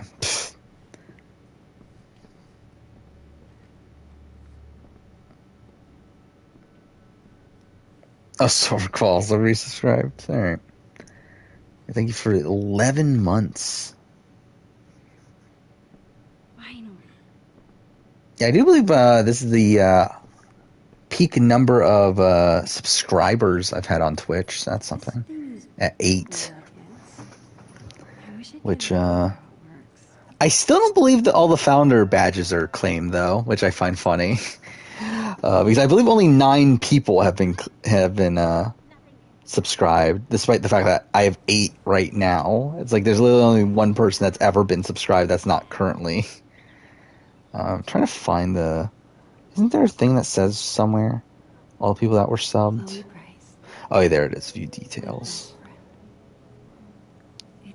Yeah, 9 of the founder badge slots are taken up, so there's still one more left. Terrified of this place. I think we. And yeah, so like 8 of those people are currently subscribed. Yeah, it's weird. I don't get how that works because like I'm assuming you have like the auto thing on, which means yeah,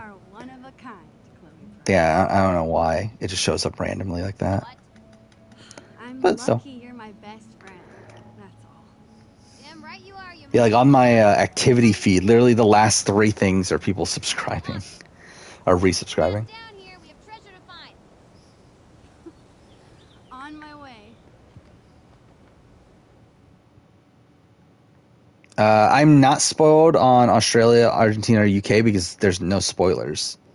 How you get a founder's badge? I mean, it's the badge that's next to your name is the like first thing, but it's the first 10 people to subscribe to a channel get the founder's badge.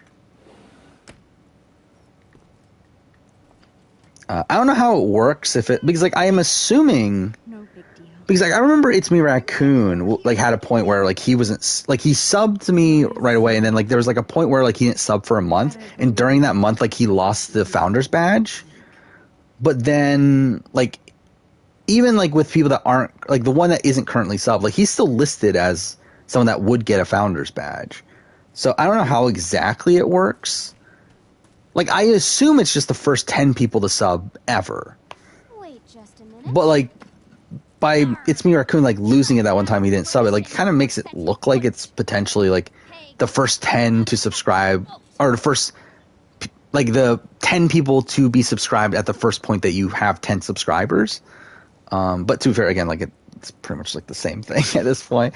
Where essentially like whoever the next person to sub, oh, actually it wouldn't be, I guess it would be a slightly different scenario. But either way, yeah, there's still one more slot open according to this. Okay, I think it goes. Yeah, I was at the end of the day, it's like it's not that important. It's literally just a first badge thing. But again, it's like if my channel ever did become big, which it won't, it would be a cool thing. Like to think of like these big streamers and that like that have like thousands of subscribers or whatever, and like if you have a founder's badge for one of those, like that's pretty cool. That you were like one of the first 10 people to subscribe to this guy who now has like thousands. But I can assure you I'm not going to be one of those. If you're a loser, Max, I don't think I want to be cool. It's just this whole day has made me feel like a little kid again. I can't believe we were 8 and 9 when we planned this. I can. I would find it funny if Bryce doesn't end up with a founder's badge. I think that'd just be funny. That like Bryce is like at this point like one of the people that's been here the longest, yet he doesn't get a founder's badge.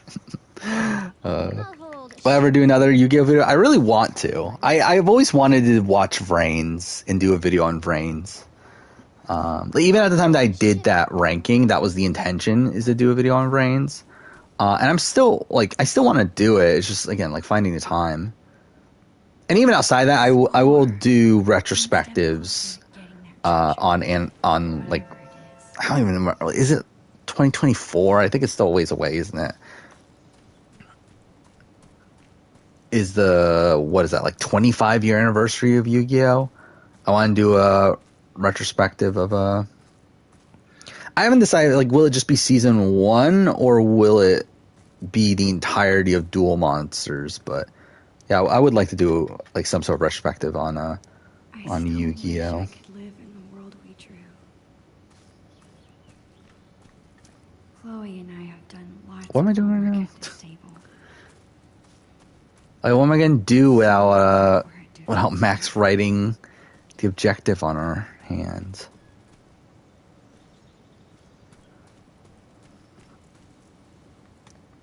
I wish this was big enough to jump in. It's only September. On the Capsule Monster anime? Yeah, that'll be funny. Yeah, that'll be funny. Like, I don't do any fucking Yu-Gi-Oh video ever again, except for the one I do on, like, Capsule Monsters.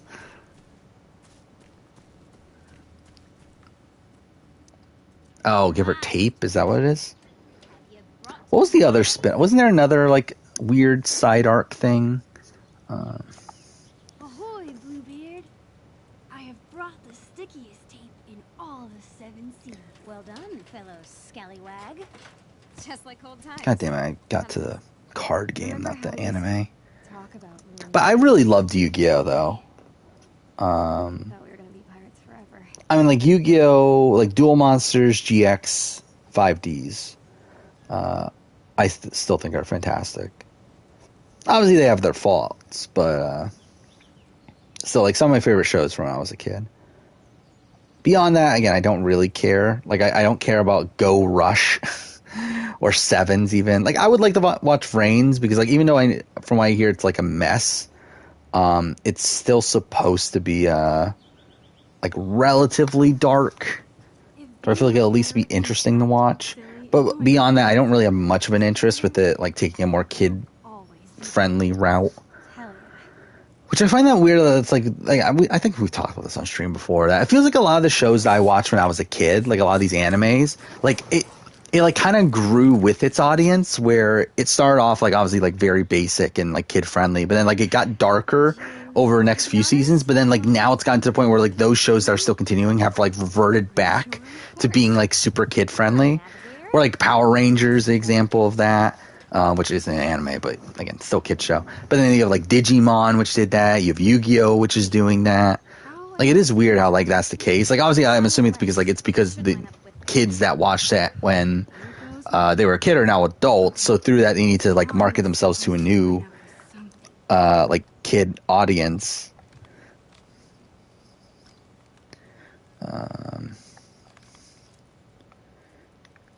It's like this, right? There we go. But still, it's like doesn't make it so I want to like watch those shows again. If the Yu-Gi-Oh the Yu-Gi-Oh video blows up and goes viral, will I become a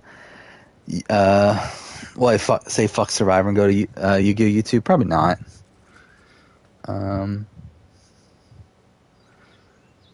I mean, it's like at the end of the day, it's like the reason I do Survivor videos is not because, it's not entirely because they do well. I think like the number of them that I do is probably because they do well. But like I would still be covering Survivor even if they didn't do well. Okay, take a step right. But oh fuck, I picked the wrong way. But obviously, like it wouldn't be like I probably wouldn't do like as many like what if videos or like casting videos and that sort of thing. But like I would definitely still do like season reviews. I would still do like certain bigger rankings. I would still do a lot of Survivor stuff that I currently do, even if it didn't do well. Now come towards me. But again, like I do wonder like what like where the channel would have gone if like no video became successful. Which to be fair, if that was the case, I probably like at this point I probably wouldn't be doing it anymore. I think if it never gained any traction, like I feel like after what is it? How many years have I been doing this now? 3. Yeah, nearing 3.5, right? I mean, we're like 3 years and 4 months or something. So it's like, I mean, at this point, like if it really didn't get any traction, I probably would have just dropped it and moved on with my life. But at the point where like it's like still doing like well enough, it's like obviously I've dedicated a lot of time to it at this point. But yeah, I mean, like it would be interesting to see like if I did not drop the channel and I did continue going, like what videos I would be making by now. Like, would I still be, like, would I still have dropped, like, doing a whole bunch of videos on, like, anime and movies and that sort of thing? Or, like, would I have done more of those by now? My Survivor videos are probably what pushed you into watching, since you started on 39. Well, that's cool, then. I like, I do find it weird that there are people that like obviously watch my content and then like are kind of inspired by that to watch these shows and watch more of them, which I don't know, it's just kind of weird to think that like the content I make people actually like and actually care enough to like like also like watch it more intensely, I guess. Yeah, we talked about Colleen and Kim. Again, why are we? I mean, like, again, it's better than casting people from non-reality shows, but like, who the fuck wanted someone from the mole Germany and from, was it Prince Charming Germany or something like that? Yeah, imagine a world of a UK Panama retrospective. Which again, that's like a full indicator of like, if I really cared about views, I would not be doing a fucking UK Panama player ranking. It is fun. I haven't done a video game video in 15 videos at this point. That's actually kind of insane. Like, it's gonna get to what, 18, I think, before the 2020 year in gaming, or 2021 year in gaming. See, it's been a bit. And sub growth has not been any better. So I think, like, again, like, it's at the point where it's like, who fucking cares? Like, I think at this point I've gotten to who I'm going to get to. If people unsubscribe because I make a video game video, or vice versa, like, it's like whatever at this point. Stream with the part, yeah. Oh, yeah, that's also another one I would like to do. Rift Apart and 2016. Chloe Price. Thanks, Max. I hope you are having a lot I of was taking a fun. quick look at the collection, see what I wanted to play. I did want to replay Like a Dragon as well. I find it, I just realized, my fucking Like a Dragon video is still not out. Like, I literally made that. I was making that when I started streaming, right? If not, I had, like, already, like, I just finished it. Because I remember one of the first streams, I was talking to Sorko about Yakuza Like a Dragon. And I had already finished it by that point. And I did the video, like, not too long after I finished it. Yeah, we're at the point now where that video is still not out. I'm looking it up now. Yeah, May 18th of last year it was done, so over a year ago. Because I've been waiting to release it to where I was going to release my Judgment video back to back with it, but I didn't make the Judgment video until a lot later, and it keeps on getting delayed. You were really sweet. Stream Knack? I could. I own it. And Knack 2, yeah. Actually, it would be funny.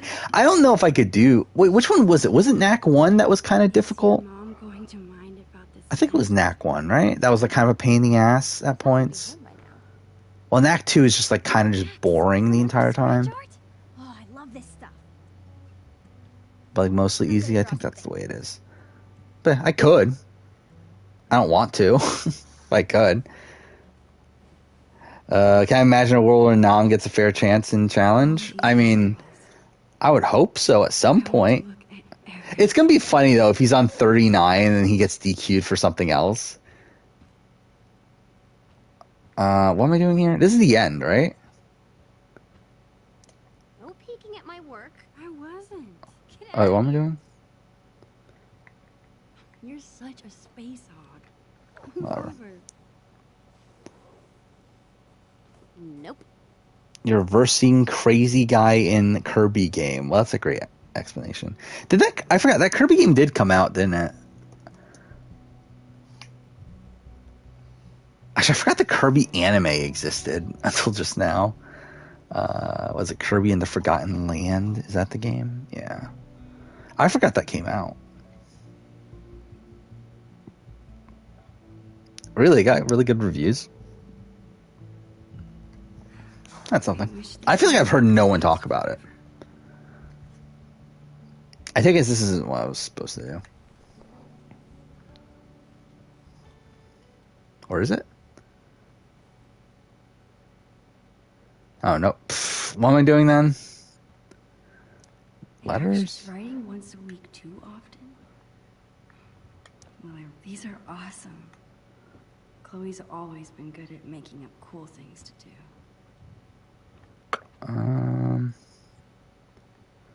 Recording things was so much fun in 3rd grade.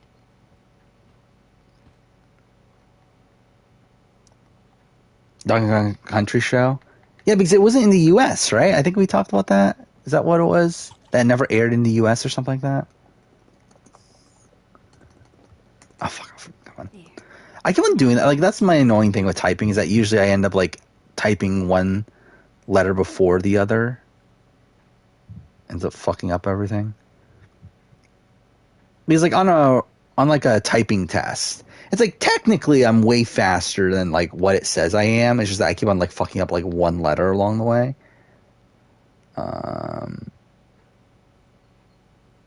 Yeah, it wasn't released. Yeah, it was like a Canadian show for some reason. What a weird thing that is.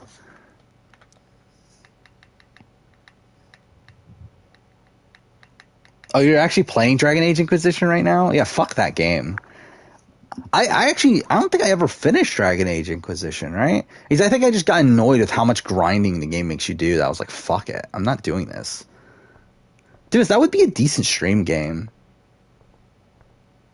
Because I feel like it would make it a lot easier to get through all the grinding.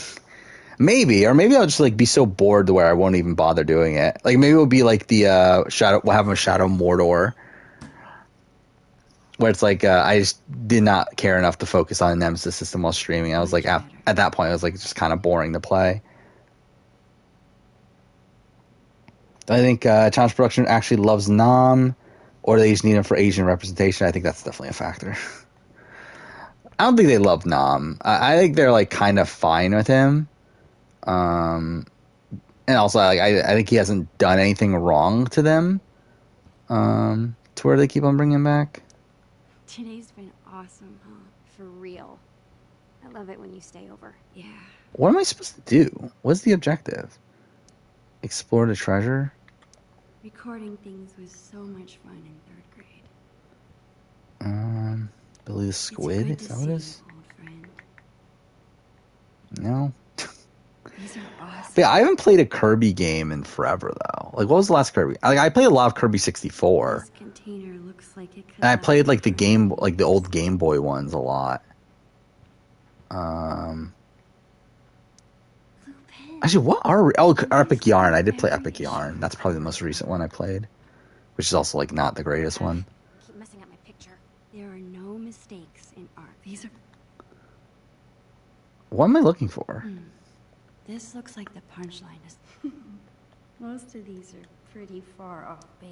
It actually is writing once a week too often. Will I run out of things to say? Okay. Guess I should try talking to Chloe. There we go. Fuck this game. We're done. Working on the last bit. How about you? Done with the time capsule? There's literally a quest where I had to scan half the fucking map for a rock. Yeah, that makes sense. I remember I got really annoyed playing Inquisition. Yeah. To where, like, I like most of the game. It's just that the fucking grinding really takes you out of it. I'm finished. Check it out. This is so sad. And it's weird too because, like, it won Game of the Year, right? It won Game of the Year 2014. Over Shadow Mordor even, which is like, even though I just complained about Shadow Mordor a bit, like I feel like Shadow Mordor is like the better game than me there. Machinist alert. I was never good at platformers as a kid. I guess now's my chance to tell You beat Chloe. Starfy. Yeah, isn't Starfy like known as like one of the easier platformers too? I'm pretty sure that's a thing, right? But yeah, I've never been like the greatest necessarily, but I did finish like Super Mario 64, and Staying for dinner, right? I don't think I ever like the thing is like this is something I never actually realized until like probably like 5-6 years ago. That like a lot of games I thought I finished when I was a kid, I actually only played like probably the first like third of it or something. Like I remember Jet Force Gemini is a game I have like so much nostalgia for, but it turns out I've only played like the first like 2 levels of it. I found that hilarious. And like Kirby 64 is another one where like I don't even think I got like halfway through Kirby 64. But I really like have fond memories of the game despite that. I want to tell you something. Okay. But then you have like other games like Super Mario 64, which I played like a billion times. You have like Tony Hawk's Underground, which I played like a billion times. You have like Dragon Ball Z Budokai. And there's like other random games that I just played like over and over and over again. But then there's like other games where like I always thought I did, but then it turns out like I never did. Like I never got as far as I thought I did. Really soon.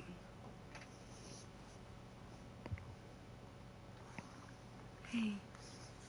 In 3 days, right? What? You knew that? What a twist. They said I should be the one to tell you. They still told my parents. I guess Mom and Dad were trying to keep quiet too, but they're bad at hiding anything. Don't look so worried, Max. It's okay.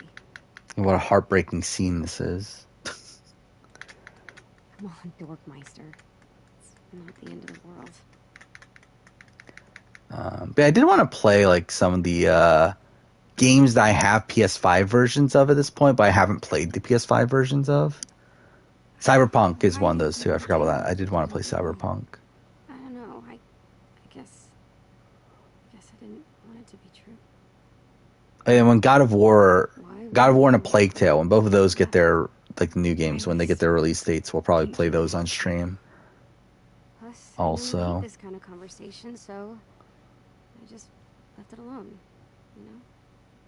Come on. I want to spend every minute we have together. I kind of want to play, like, even though I don't like Watch Dogs Legion, I kind of want to play Watch Dogs Legion again. For some reason. I don't know why I do, though. But I kind of want to. We'll keep in touch, okay? And visit, and maybe we'll... Chloe Price in the Terrible, Horrible, No Good, Very Bad Day, yeah. Chill out. We can go. Yeah, like, it's so dumb. Like how, like, melodramatic this is. Chloe, remember? We're always together. Even when we're not. It's true. Yeah, but they're Max and Chloe, that very iconic couple that this entire game definitely was based around.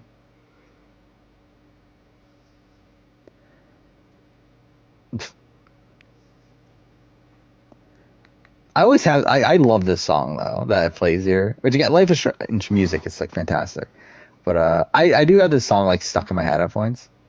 Like even when I'm like not like just genuinely like, out of the blue, like not even just from like when I play this game, but like just out of the blue, I'm just like thinking of the song for some reason.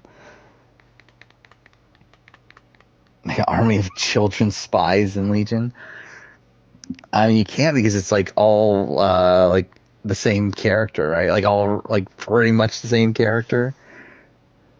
Like it's like probably like what like 10 different characters, but it's just like slightly reskinned in different like skills attributed to them. I'm still getting a copyright claim for this, but whatever. As long as Twitch doesn't do anything, I don't really care. Because the annoying thing about Twitch is that like if Twitch get copyrights, then it like mutes the audio. But in terms of like when I put the VOD on YouTube, like it doesn't really matter because it's like I'm not making any money anyway. Or like I have so many claims at this point on the live YouTube channel. Even from like last night's stream, I had like 3 claims just from that one stream. It's like I don't really care.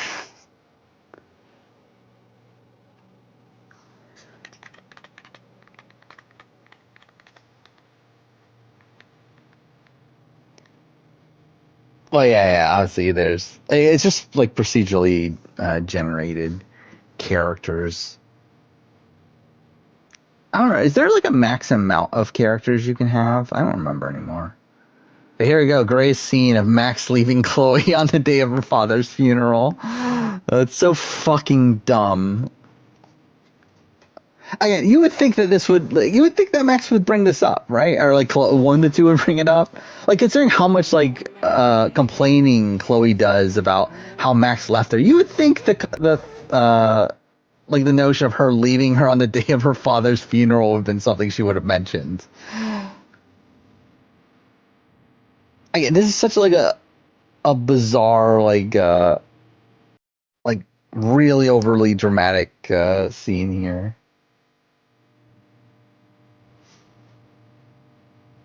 Yeah, I'm definitely getting claimed. Like, this is, like, kind of loud at this point. Whatever. Is Watch Dogs Legion a good game? I mean, I guess so. If you want to say that. I kind of want, like, I wouldn't be opposed to like replaying all the Watch Dogs games. I feel like that's something I wouldn't mind doing. The problem is that, it's not the problem, but like the thing is that obviously that would take a decent amount of time. Because like Watch Dogs 1 is actually kind of a longish game, right? Like I feel like that's, I mean, not long, but it's like, it's probably like a genuine 10 to 12 hours. I think Watch Dogs 2 is like slightly shorter. And I don't even remember how long Legion is, but like that's a total of like 40-ish hours or so. That's like what, like 10 streams? And that's like obviously just rushing through it. So it's like kind of a while. That's like what, 5 weeks? It's over a month. It's like I don't know if I want to play Watch Dogs for over a month.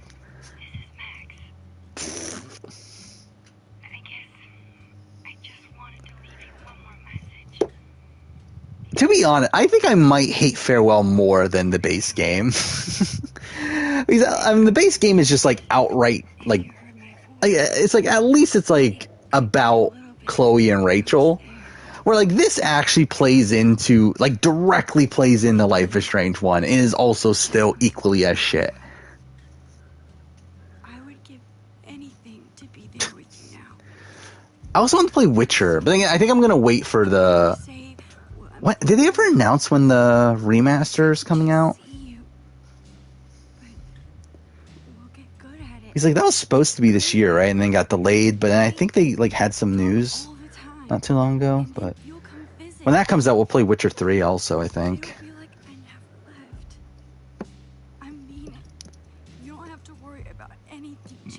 I'd like to play Red Dead 2 also, but I don't know if I'll have the... I don't know if I want to dedicate the time to playing Red Dead 2. Maybe I'll play FF15 before 16 comes out, but that's like a year away. Still getting the buy viewer things. Game posted that production. Highly recommend the rookies to watch Spice Eyes Now as Double Agents. Again, that's not unexpected. This makes Max ghosting Chloe inexcusable. Yeah. I mean, that's again, it's like, again, how is this, like, if this is actually a thing that was supposed to be part of the canon, it's like, how is this not mentioned?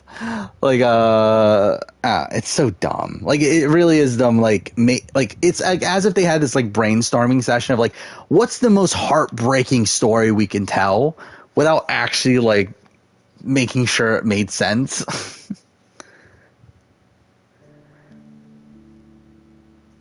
Oh yeah, the Kingdom Hearts marathon. That'll be something. I think I think we'll try it around time Kingdom Hearts 4.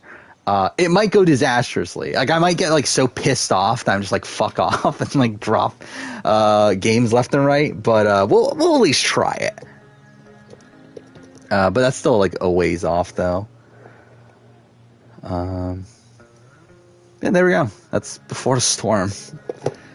I'll have a video on it by the end of the year. That's something. And again, at this point, I am done playing games I'm making a video for this year. So, yeah, we're just playing random shit for a while. Yeah, I'm really for quite a while, right? Like, unless I like go all in on the Don't Nod ranking, then maybe we'll play like Life is Strange 2 and Twin Mirror and stuff. But I don't know, even if I do like a Naughty Dog ranking, like I've replayed a lot of the games recently. Like I don't feel like I need to replay Uncharted again, or even Last of Us 2. Obviously, I just did Last of Us. But even Last of Us 2, I feel like I'm good on right now. So yeah, I mean, like, yeah. So we'll probably be playing a lot of random shit on here for a while. So that will be interesting. Oh yeah, Control. I did want to do a Control playthrough also. I wanted to do a playthrough where like I turned on all the cheats on Control and just like blasted through the game. I thought that would be funny. I kind of want to do 13 Sentinels, but I don't know how good of a stream game that'll be. To be honest, I even like, so yeah, I think next stream we'll probably do Hitman 3. I don't know how we want to approach Hitman 3 though. Because like in my last stream I did 1 and 2, but I didn't do the DLC missions for 2. And obviously I haven't played 3 at all, so it's like, do I do the DLC missions and then 3? Or do I, like, I've also, like, considered, like, do I just, like, fucking redo all of it? But then, I feel like, I don't know if I want to spend that much time playing Hitman right now, to play all of Hitman 1, 2, and 3. Because, like, that'll take up, what, like, probably, like, nearing a month or so, which, like, I don't know if I want to be playing Hitman exclusively for a month. So, I don't know, we'll probably do the 2 DLCs and then 3, but we'll see. Play Monster Train? What's Monster Train? I think it's more than 3 streams, right? I think it's like... I haven't had a stream crash the entire time I was on vacation. Which, by the way, this is the last day of my vacation, so... Yay. Mind you, I don't work tomorrow anyway, but... I was supposed to have stuff going on, but that stuff got moved to Friday. So, I technically have tomorrow off too then. Don't know really what I'm gonna do. I guess I might work on the AC3 script. See if I can get that done in one day. We'll see. Probably won't, but I'll at least try. I don't know what to do with Persona 5. Yeah, I would love to fucking replay Persona 5. But it's so long. It takes so fucking long.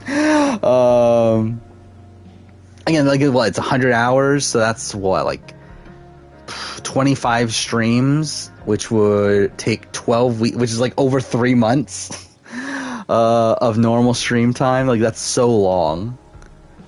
But yeah, it would be funny if I did that. I will, like, I will do it at some point. It's just that it's a matter of when. I don't know if I have any incentive of playing. Like, I don't know if there's a point where, like, I need to play Persona 5 again. Outside of, like, my own, like, personal, like, want to. But, like, I don't think there's going to be a point where, like, I'm going to make a video that would require me to play Persona 5 again. So, like, it really would have to be, like, purely out of me just wanting to do it. Yeah. I mean, I don't know. Like, actually, there are some, like, Persona 5 videos I would like to do. So maybe I'll just, like, find an excuse to do it anyway. Play the Big Brother mobile game? I think I'm good. I forgot that's a thing. Yeah, I remember, wasn't Bruno playing it on his stream? Yeah. But yeah, as of right now, we're kind of more relegated whatever to PS5, PS4 stuff. If I bothered to set things up for PC, I could probably stream off PC. But outside of that, don't really have a proper way to stream much else. Technically, if I bought like an Xbox, we could just stream off of that too. That wouldn't be too bad. But I'm not gonna buy an Xbox. I don't think. Ranking all the confidants. Yeah. I thought ranking confidants, ranking palaces. Those were 2 videos I wanted to do. I feel like there was another one, but I don't remember what it was. Do I have it jotted here? Oh yeah, I wanted to do a retrospective solely on the Royal version. That's another thing I wanted to do.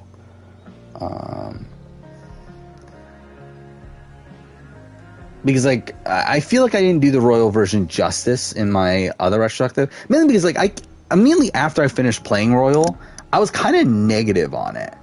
Where, like, I kind of, like, I didn't like that it added so much to the game. To where, like, it obviously, like, makes the overall runtime much longer. Even though I enjoyed the third semester and everything, it's like, I didn't like the fact that I added in these like scenes with Maruki and Kasumi and that sort of thing. But I definitely enjoy it a lot more now, and I feel like to do a retro just on the Royal version would be kind of interesting.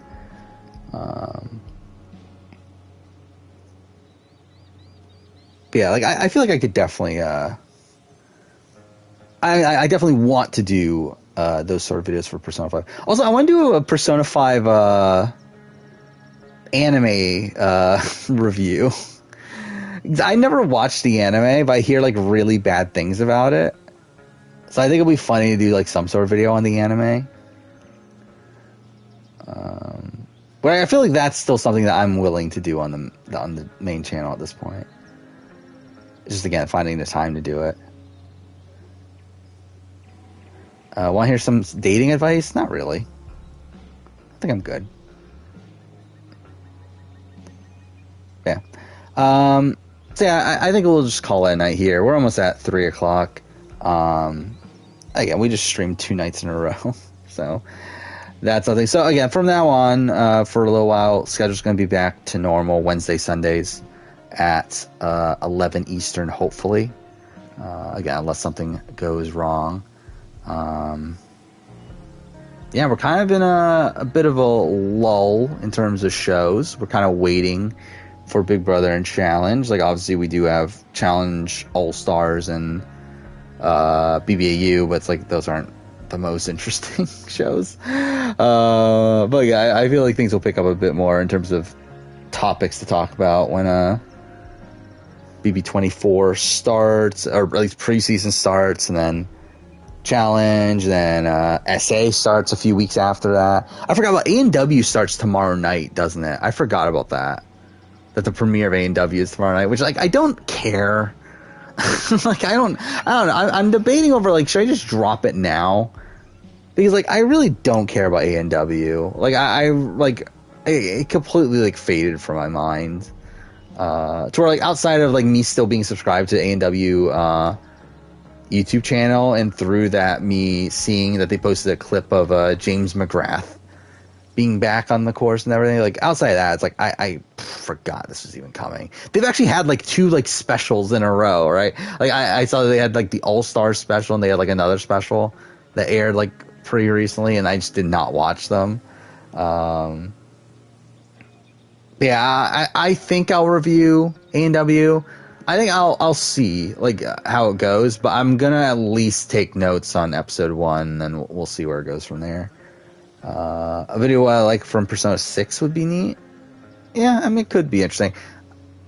I don't know if it's like a big priority for the type of channel that I am at this point, but I feel like it definitely would have been something. Like, it would definitely be something I would do if I had more time to do like random videos like that.